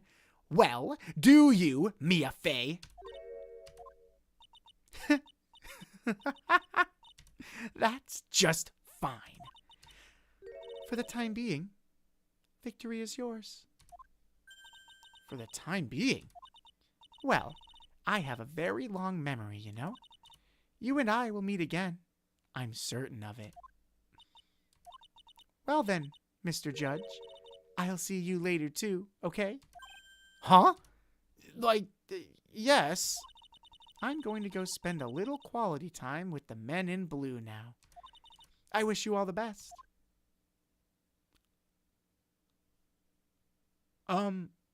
So she's turning herself in? This is crazy, because I do still have questions, and I see why Hollow said that this kind of bleeds into the rest of the game. I do have questions. Why did she want to kill Mia's coworker, her colleague? Huh? Why? And if she insists that we're going to see her again, this is good. It's finally all over. No, didn't you hear me? It's finally all over, Payne. You can stop now. I refuse to accept this. The defense hasn't shown a scrap of evidence to support their outrageous claim. But even so, your witness seems to have accepted it. I don't care. I'm Winston Payne, and I don't believe one word that this rookie lawyer has said. Well then, Mr. Payne, let me ask you this. Yes? Would you care to try this cold medicine? Please, Payne, by all means. Here, I'll feed it to you. Here. What? Just a little earlier, I could have sworn you said, there, it's all right, rookie. For example, I would trust the witness, Ms. Hawthorne, with my very life. So, if she's so trustworthy, then I'm sure there couldn't possibly be any poison in here, right? Well, you see... And here comes the backpedal. Come on now, rookie killer. Show this rookie how it's done. How much trust do you really have for this woman? Mia is so cool. Are you willing to bet your life?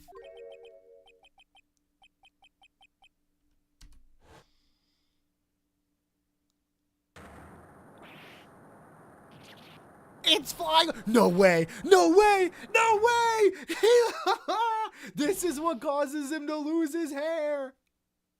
Oh, that's so sick. That's awesome.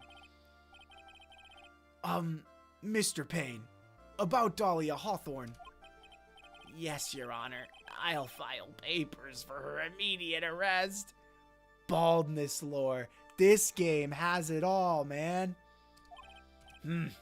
Tragic, but not surprising. Okay, buddy. Like you weren't eaten out of the palm of her hand 30 minutes ago. I knew there was something suspicious about her from the very beginning. Don't lie, just admit you were wrong. By the way, Ms. Fay. Yes, Your Honor. Was it just me, or did you and Ms. Dahlia Hawthorne seem to know each other? Your Honor, whether we did or not has no bearing on this case. Very well. Mr. Payne. This can't be happening. It's a nightmare. It appears Mr. Payne has lost his spirit along with his heir. Does the defendant have anything further to say? It can't be true. My Dolly! Very well then. I believe I'm ready to pass judgment and bring this trial to an end. The court finds the defendant, Phoenix Wright, not guilty.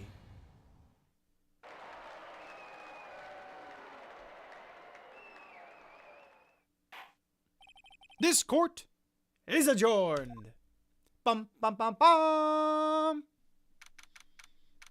3:16 p.m. Wow, this was a long day. Mia, you were wonderful in there. Thank you for everything, Mr. Grossberg. During the verdict, I thought my hemorrhoids were going to explode like Mount Vesuvius. Mr. Grossberg, do you maybe think you could stop talking about them? That's rather rude. Anyway, this case really made me think. What does it really mean to have a relationship of mutual trust with the client? Perhaps it is we veteran lawyers who have lost sight of this. Oh, Mr. Wright, congratulations. Thanks. You know, I was thinking. Go on. The dolly that I saw up there on the witness stand. I don't think that was really her. What? Yeah, the dolly I know could never have said those kinds of terrible things. Maybe she was like, I don't know, a fake or something. Oh, this poor kid still hasn't got a clue. You need to forget about her, Mr. Wright. For your own sake. What's up, Setsuna? How's it going? Yeah, you're right. That's probably for the best. Also, you need to relax a bit more. Try to grow up a little. But out of all my friends, everyone says I'm the most grown up. Well, your friend is Larry, so your competition isn't very high. What kind of company does this guy keep? You wouldn't believe, Mia. It really makes sense now how Phoenix and Larry were friends when you see him like this. Yeah, I think law school really hardened him up a little bit, but deep inside, he is a little goofball, isn't he? Right now, I'm studying to become a lawyer myself. That's what you keep saying. But I thought you were in the art department. Well, yeah, I am. But there's a friend that I desperately want to help. And if I hurry, then I should still be able to save him in time. Oh? Is it Larry? No, it's not Larry. It's Edgeworth. Larry's case doesn't happen for 5 years. Say, Miss Fay, a lawyer is someone who can help people when they're in trouble, right? Mr. Wright, I'm still new to this myself. But I think that's exactly what a lawyer is. Okay, I'm gonna do it. I'll study my butt off and I'll become a lawyer for sure. I hope. I hope we see each other again someday. Maybe even in court. You have no idea. Yeah, it's definitely Edgeworth. It's been 5 years since I was acquitted of all charges. I became a lawyer like I planned and managed to save my friend. But Mia has passed on to a better place. For me, this trial brings up a lot of painful memories. But it also brings up some very precious ones. And memories that I thought would never rise to the surface again. Mia's gone now, but even so, I can hear her in my mind. Phoenix, no matter what, always believe in your client. In a court of law, your greatest weapon is your belief. 5 long years. Something's happened that's made me think back to her words of wisdom. But that is a story for another day. Episode 1, Turnabout Memories. The end. Wow! That was really... that was really good. Oh, it's him. I know him. The stolen turnabout.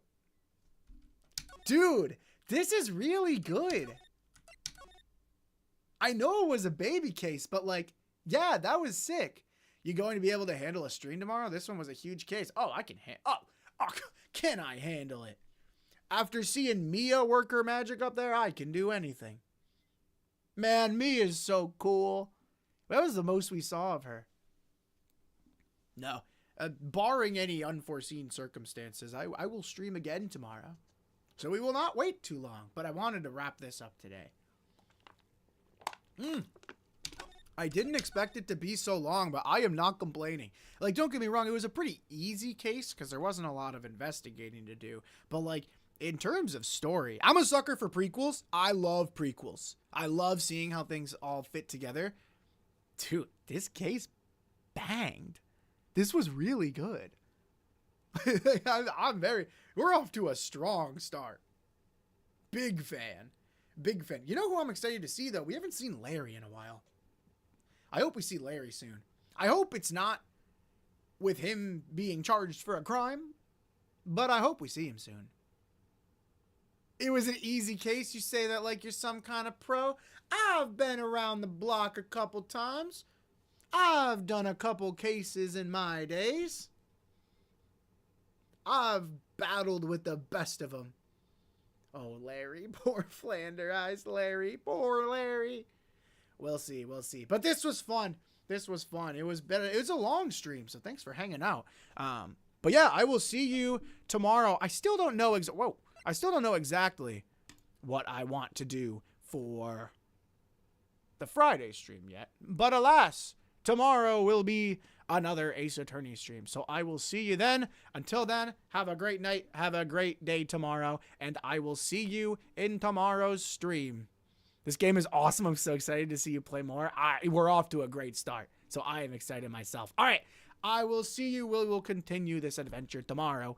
Thanks for the good stream. Thanks for being here, Caleb. See y'alls.